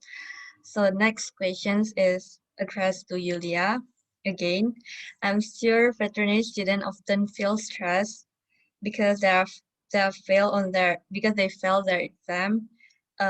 What do you think can help us? What thing can help us to recover from this kind of stress? Okay, so this is something I think we can all relate to. We have all faced something during our studies, and I think first of all, we need to remember that everyone goes through this, and it's okay to fail stuff. Everyone does. Sometimes you don't even know, but like the professors you respect the most have like had to repeat some sort of classes. Most of the professors that I enjoyed classes most during my university actually told us that, for example, they failed biochemistry or they had to repeat some sort of subject. And it's really reassuring to remember that even the people we look up to could have failed something.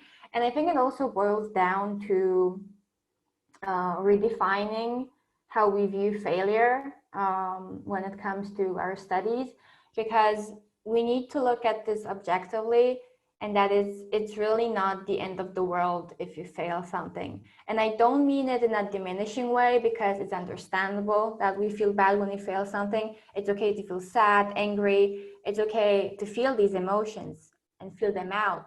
However, it's important to remember that even if you fail the exam, you are able to resit it, and you still have a lot of options left afterwards. You can take the exam again, or maybe you can take the class again. However, most of these experiences from vet school, they're not entirely negative, and you can take something positive from them. But what's most important for me is that it is not the end of the world, and there are other things that you can focus on. And it's not to diminish your experience, but to sort of remind yourselves that this does not define you. And this failure does not mean that you're not going to be a good doctor, or it does not mean that you're not going to be a good veterinarian. Okay, thank you for the explanation. I hope the participant can feel reassured by the answer. Now for the next questions is addressed to all speakers. As we know, being a vet is not just about the puppies and kittens. And one of the unfortunate part of being a vet is having to euthanize animals that are old or sick. But then some unexpected scenario might happen, like not being able to treat the animals, or the times when you have to euthanize animals whose owners simply can't afford their medication. those kind of scenario are for sure gonna be emotionally exhausting, and yet you are gonna have to put your $1 million smile for your next appointment. This repetitive cycle might lead us to compassion fatigue and burnout that may even lead to suicide. Do you have any tips on how we should face this kind of challenge in the future? Thank you. I think that's a very big question for me to try to tackle at 3:48 in the morning. So one thing I'm going to do is I'm linking to one of the posts that we made at SCOW that is addressing compassion fatigue. And this is a really big problem in our profession. I think the first thing I would say is to make sure that you allow yourself to feel the emotions of the sadness and talk about that with someone, especially if you have access to a licensed professional that you can talk about. But if not, family and friends, don't just keep it all inside. And yeah, I mean, I'm working in a research lab this summer, and something that I don't like about the job is that I have to euthanize the fish after they're done with their research. And so that's been really hard for me to deal with. One of the ways that I have tried to keep a positive attitude about that was praying. There was one day where I had to euthanize 139 little zebrafish, and that was really hard. And for each one of them, I said a prayer to Saint Francis, and I offered up my thanksgiving for their sacrifice. And that was just a very little thing that brought me some comfort, and we need some comfort in those times. So.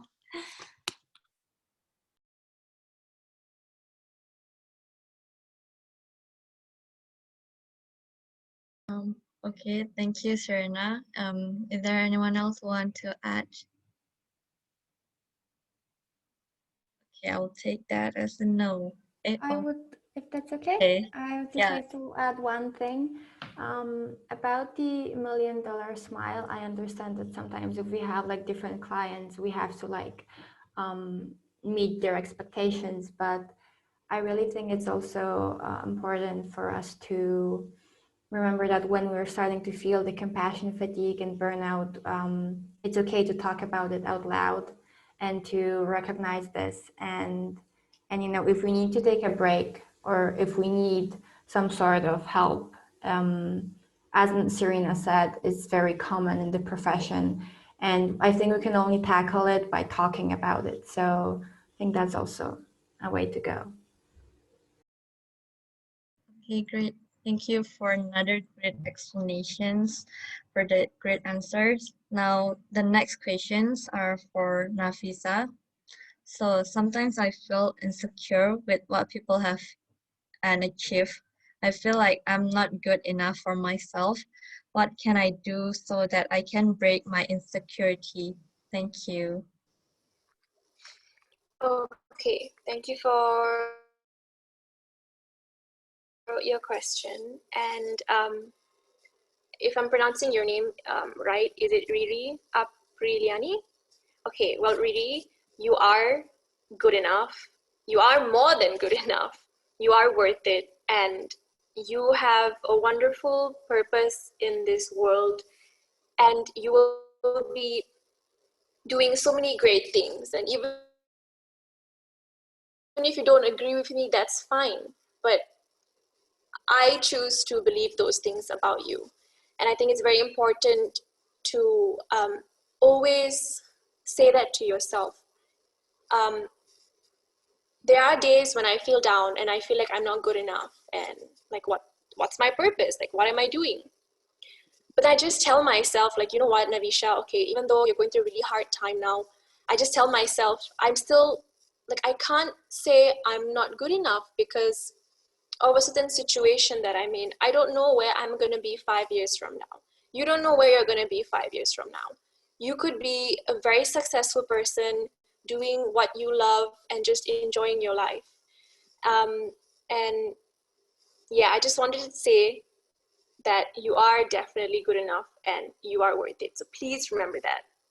Okay, now, to move on, I don't want to say that you can completely get rid of your insecurity. However, I do prefer to think that we kind of just learn how to accept it in a healthy way.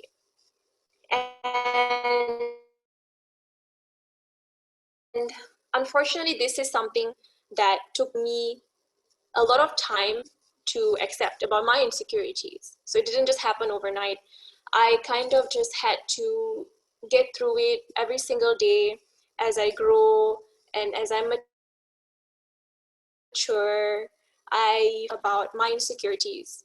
Rather, instead of focusing on these insecurities, I focus on my strengths and what are things that I like about myself. All right, now about the other part also where you said that you're insecure with what people haven't achieved. Now, I think it's important to remember also that the grass is always greener on the other side. So you may think that this person is achieving so much and they're doing so well and blah, blah, blah, but that's all very superficial. You don't actually know what's going on. And they're probably saying the same thing about you. You know, they're probably saying, oh, I envy Riri so much. I'm so insecure about what she has achieved. So always remember that the grass is always greener on the other side, and we don't truly know the whole story and the real story. I find it like a waste of my time to compare myself to other people when I can compare myself to myself, because I don't want to be a better version of this person or that person. I want to be a better version of myself. So if you do want to compare yourself to someone, compare it to who you were yesterday and be grateful for all the things that you've achieved today. Try to reflect back on how much you've grown from just yesterday to today, all the things that you've achieved and all the things that you're proud of. All right, thank you. Wonderful answer. Thank you, Naveesha. Now, moving on to the next question is for Julia. There are some people who need professional help but couldn't do that for some reason.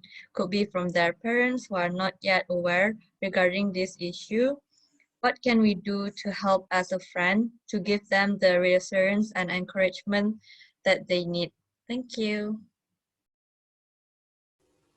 Okay, that is a very hard question, because I understand that we come from different environments and situations, and getting professional help is not always the option. And I know that I'm also coming from a privileged position because I was able to get it. So I understand that this is hard. And to answer your question, I think that the number one thing we can do is just be for the person who is struggling. And although this may sound very cliche, just the fact that we are there for the person when they need us can be crucial, and the only thing that matters at the end of the day. Because sometimes we cannot say anything that will help. Sometimes the issues or emotions someone is feeling are just beyond us, and that's okay. That's understandable, because we're only humans. However, the fact that we commit to someone and we're there for them is sometimes it's more than enough. And another thing, maybe a bit more, let's say, practical that you can do is trying to research some sort of free online resources that your friend or the loved one you're talking about may use. For example, there is this app, Vets in Mind, that we had the pleasure to talk with as SCOW.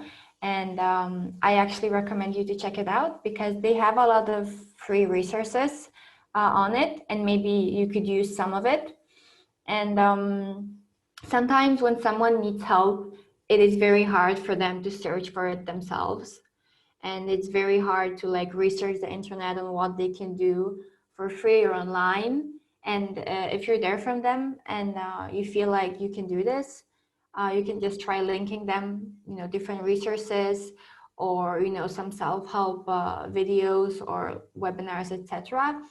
Because it may be hard for this person to do it themselves, but that's also something you can do. And coming back to what I said at the beginning, sometimes just being there and listening actively is huge help. And just making sure the person doesn't feel alone. Thank you for the great answer, Yulia. The next question is for you again. So sometimes I feel demotivated for study as a veterinarian student. What can I do to overcome my demotivate and to be more motivated? Thank you.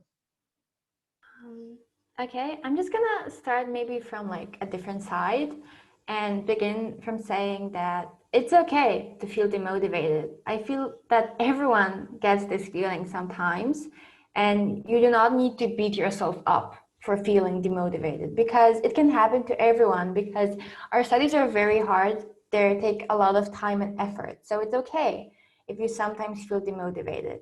And what I find helpful when these situations happen may not be as intuitive, but sometimes you just need to take a small break and like actually take the effort to give yourself some rest and take care of yourself. Because if you're demotivated and you're trying to like push yourself towards studying, towards working, but you're still very demotivated, I think it may cause more harm than good.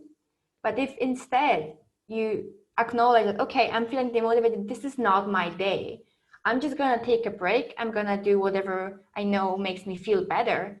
And if I take the time to do that, and if I listen to what my mind and body is telling me, then afterwards I can feel like refreshed and rested.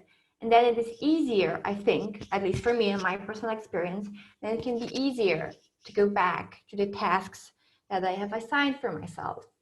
Because sometimes the motivation just comes from our lack of rest, lack of sleep, or just not taking enough care of ourselves. And another thing that I guess can mention, and what helps me, is just reminding myself why I'm on these studies and why I'm doing this, and why I'm here. Because sometimes the subjects we're doing are not really practical. I don't know, whenever I'm studying for, I don't have an example right now, but these subjects that don't really connect to like working as a clinicist, for example, and you feel like they're just tiring, but you need to remind yourself of the bigger picture and why you're doing this. And what also helps me is just spending time with animals. It always reminds me that, oh yes, I really want to help these creatures, and I'm just so amazed by them. So that's also like a small practical way for me. Thank you for the answer. Here's another question for you. How to react to group mates who don't participate in the task or the group presentation when they don't have anything urgent. I'm exhausted when I have to do everything myself. Thank you. Okay, first of all, I sort of get you. I mean, I've been there, so I know it's hard. But there are two things that I'm thinking about. First of all, it's important to confront your friends about this and your group mates. This is like, I think that talking and like conversation can solve any problem. And if everyone is willing to do it, of course, you may be wanting to start a conversation and no one really cares what you're saying, then and you can't really reach a solution there. That's understandable, but it's worth trying always, to voice out that you're exhausted and that this is not fair and this is not how group work should look like. So I think conversation is always a good way to start, this confrontation basically. But also, I think that sometimes it may be helpful to just ask yourself, do you really have to do all of this? And I don't mean like in a neglectful way, but realize that you are taking on all of this responsibility when it is not only yours, and you're exhausted and you're doing everything for them. So maybe just try sometimes, actually taking care of yourself. And, if you don't do everything, it's not only going to affect you, but them as well. So maybe just not taking all of this on yourself can result in them realizing that, there is work that needs to be done and we should be doing it. And maybe you not taking all of this on yourself will remind them that it has to be done. And I know it's easier said than done, because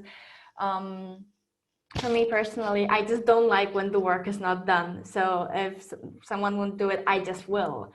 But if you realize that and try not doing it, and just confronting people about it and being like, I do not have the capacity and the strength to do this because I have so many other things. And then realizing that maybe you do not have to.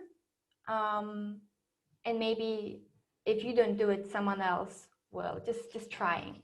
But, it really depends on what group you're working at, but these are just the two things that came to my mind, and I hope that's at least a bit helpful. Thank you, Yulia, for the answer. Now, we'll ask the last questions. This question is addressed to Naveesha. So I often can say no to my friends' requests, and when I try to say no, I often felt bad. Do you have any advice so that I can feel less bad and know that it's okay to say no? All right. So I want you to know that it's a very, very good trait to be kind and to be willing to help people. However, next time you feel like you want to say no, but you feel bad or you feel guilty, just ask yourself, what's the worst that would bring my friend? Are they going to get hurt? Are they going to, in any way, are they going to get hurt by you saying no, whether it's physically or emotionally? And then you can also ask yourself, do I lose more from saying no, or do I actually gain more if I turn down this favor? So try to weigh out the pros and cons, or the advantages and the disadvantages of you saying no. And I think it also helps to explain to your friend or to this person why you can't help them. And I always tell myself, if they truly are my friends and if they truly care for me, they would definitely understand my explanation, and they would understand my needs and why I would want to do something or why I don't want to do something. But please remember, if you keep pleasing other people and you're not putting yourself first, you're going to be extremely burnt out and just so exhausted to the point where you won't be able to even help yourself, because you've been so focused on helping other people, you've lost sight of how to help yourself. And that can actually jeopardize your health, both mentally and physically as well. So if you want to feel bad about saying no, ask yourself, is it really worth it? Do I need to feel bad? Because if you say no, and let's just say your friend manages to get the favor done from another person, or even if they don't, it's really fine, because you didn't commit a crime. You're just doing something. You made a decision based on what your needs are at that current moment. And like I said, in a presentation, saying no does not mean you're selfish. So again, if you do feel bad, I think maybe it would help if you could communicate with your friend a little bit more, just explain to them why you're making this particular decision. I think that should help. Okay, thank you. Look like we answered all of your questions. Naveesha, Serena, and Julia, is there anything else you would like to mention? Okay, great. thank you again to all amazing speakers for answering those questions and for the great presentation. It was a pleasure to have you with us. I get plenty of new crucial information today, and from today's presentation, we are learning that to be able to master the art of time management, first you need to be able to take a step back and decide why work-life balance matter, why it's important to take care of our spiritual wellness, and commit the time to meditation and prayer just as we do to our study. Just take 5 minutes of your day. Everyone might have different experience in the pursuit of fulfilling one potential.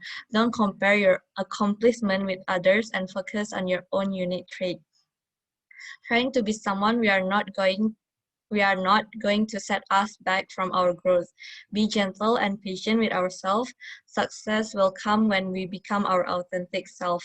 You need to constantly remind yourself of who you are, not what people perceiving you as.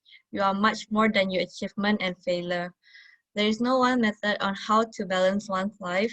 So if someone method is not working, does not mean you are doing it wrongly. The keyword for balance is moderation, which means don't do things excessively or insufficiently. It's not selfish to put your need above everyone else, and it's good to be passionate, but you need to learn on how to not take more than you can handle and assess what you can benefit from it, because overexhaustion can result in demotivation. When you want to do something outside veterinary obligation, analyze and ask yourself if it's what you want to do, and you can use wellness wheel as a guide to prioritize your time too. Lastly, everyone's struggle with stress might differ from person to person. With that in mind, the first thing you need to do is to find the root of your stress. It's important for us to think objectively, and if you think it's necessary, it's okay to ask for opinion and guidance from your close ones. The moment you ask yourself when is the time to ask for help, is probably the time you need to ask for help. To end this session, I would like to quote a saying from Catherine Pulsifer. Too much of one thing can end up creating stress. This is something that no one needs in their life, but living a life in balance can provide harmony and peace. So this concludes this webinar. Thank you, our honorable speaker, for the outstanding presentation, and our audience for their enthusiasm and eagerness. We hope that you have learned, enjoyed, and taken a positive lesson from this presentation. And now back to Rara. Oke, terima kasih kepada Saudari Nadia Cimin karena telah memimpin jalannya webinar hingga sore hari ini dengan sangat baik. Terima kasih juga saya ucapkan kepada teman-teman karena sudah mengikuti webinar hingga akhir. And also for our three speakers, Serena, Naveesha, and also Julia, thank you for having a great time with us. This is an honor for us for inviting you guys as our outstanding speakers, despite the time differences. And I have an announcement. You guys may leave if you want to, because I know it is super late there. And once again, thank you so much for everything. And we are really grateful for having you here. Thanks so much for the invitation. I really enjoyed it. Thank you all. Thank you so much. We're grateful to be here. Yeah. So it's our pleasure. Thank you very, very much. Yes, thank you. We appreciate all the effort you've put into this webinar. Thank you so much, and all the best. Thank you. Thank you, Naveesha, Julia, and Serena.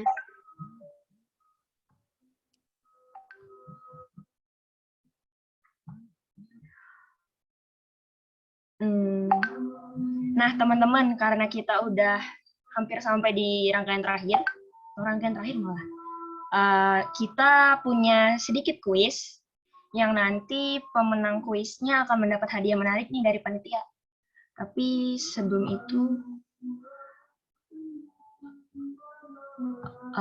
itu mari kita dengerin azan dulu ya, teman-teman. Terima kasih.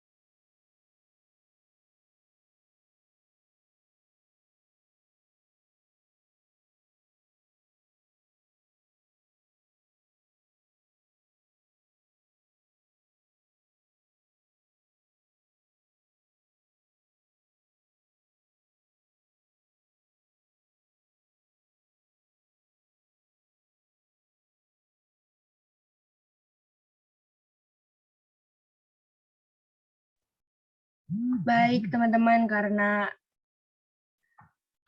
azannya sudah selesai, mungkin panitia bisa share screen halaman kuisnya. Bagi teman-teman yang akan mengikuti kuis, diharapkan menggunakan format nama asli ya teman-teman untuk mempermudah panitia ketika ngecek. Lalu, jikalau sudah join juga bisa langsung di screenshot, karena kalau nanti teman-teman menang, panitia akan meminta screenshot bukti kalian join dan bukti nama kalian agar bisa ditukarkan dengan hadiah. Terima kasih. Mungkin teman-teman bisa segera join.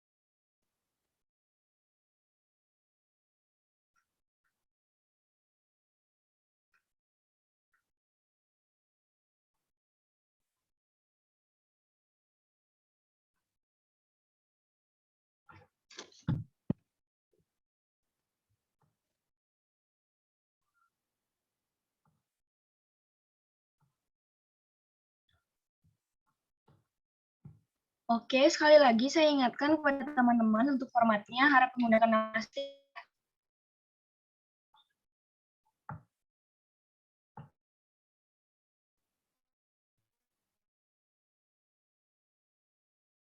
Teman supaya join kuisnya karena hadiahnya lumayan loh.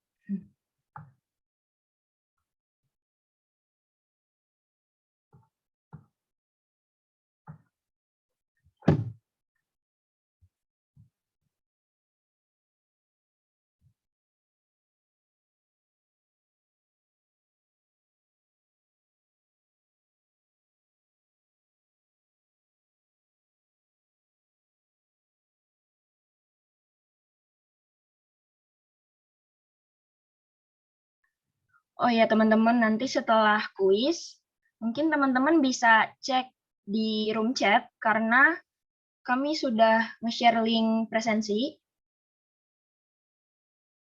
Diharapkan teman-teman habis kuis nanti ngisi link presensinya ya.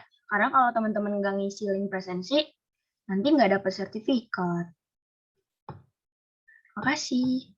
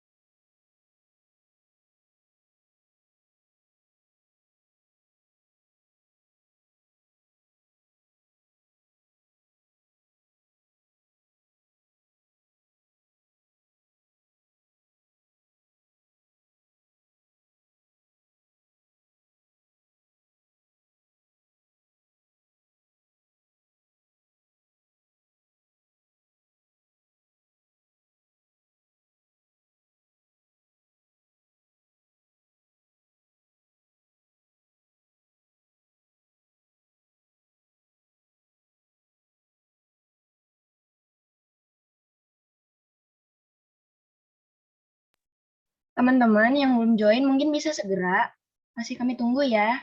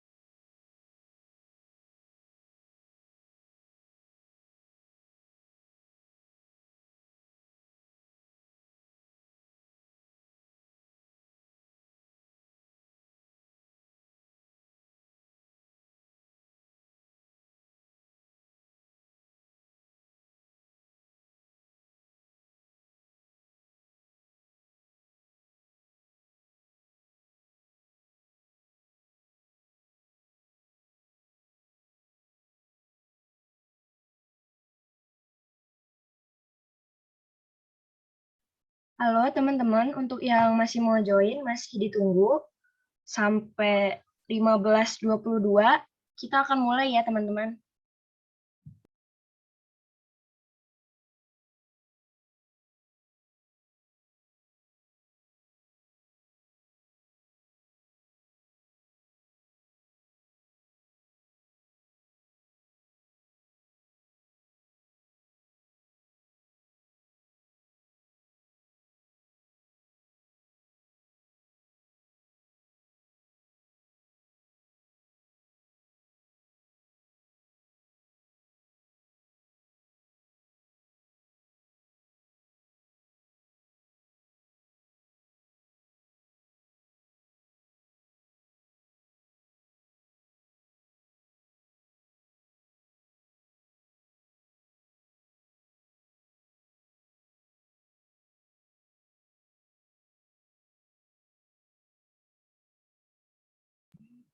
Oke teman-teman, karena sepertinya udah nggak ada lagi yang mau join,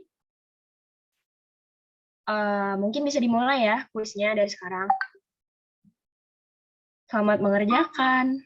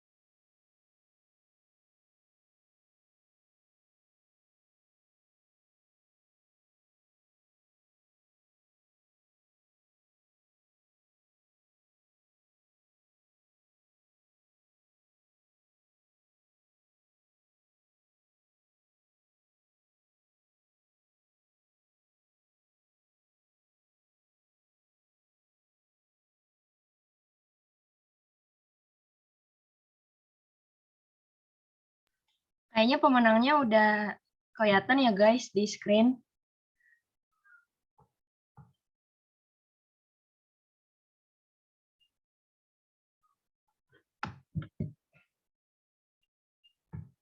Apa masih, mungkin peringkatnya masih bisa berubah.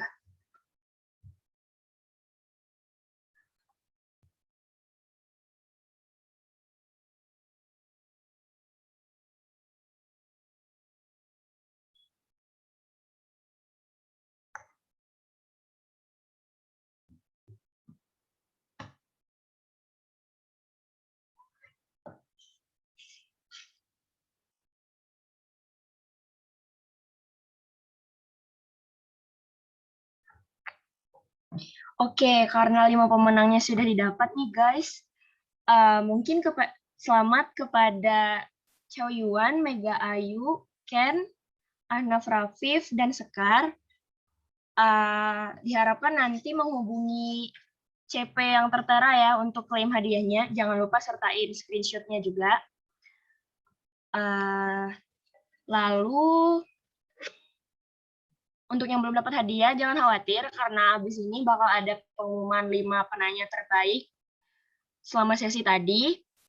Dan 5 pemenang ini juga akan dapat hadiah menarik. Berikut, aku umumin ya, 5 penanya terbaik. Yang pertama ada dari IPB, Citra. Yang kedua dari UGM, Ayu. Ketiga ada dari Udayana, Nadira. Yang keempat ada dari Unhas, Marta. Yang kelima ada dari UB, Tiffany. Selamat bagi penanya terbaik. Jangan lupa hubungi CP yang tertera. Jangan lupa ya teman-teman, hadiahnya nanti diklaim.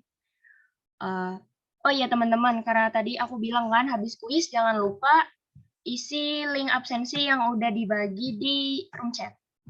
Karena nanti kalau teman-teman nggak isi, teman-teman nggak dapat sertifikat. Sayang banget. Mungkin panitia bisa di forward lagi link absensinya.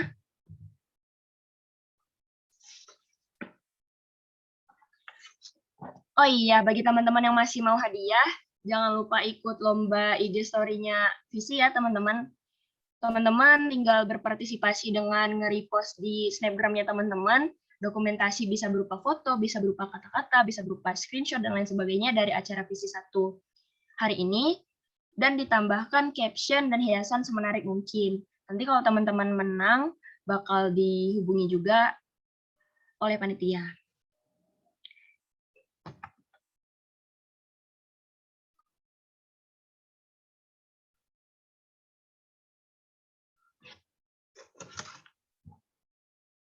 Oke, nggak kerasa ya teman-teman, udah selesai rangkaian visi 1 pada hari ini. Saya Azhar Aryas, mewakili panitia dan jajaran teman-teman. Apabila ada banyak kesalahan selama berjalannya acara, sekali lagi terima kasih sudah meluangkan waktunya untuk mengikuti visi 1 pada hari ini. Sekian, saya pamit undur diri. Sampai jumpa di visi 2, teman-teman. Dah.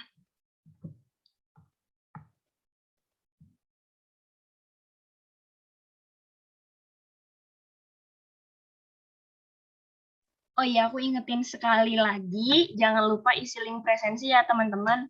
Setelah isi link presensi, mungkin teman-teman boleh leave room. Itu, linknya sudah di forward.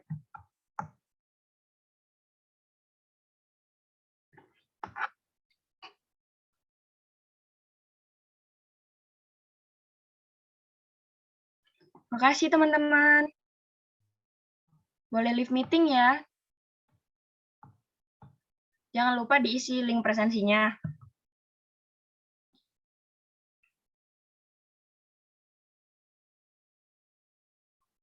Iya, terima kasih banyak Mbak Zahra.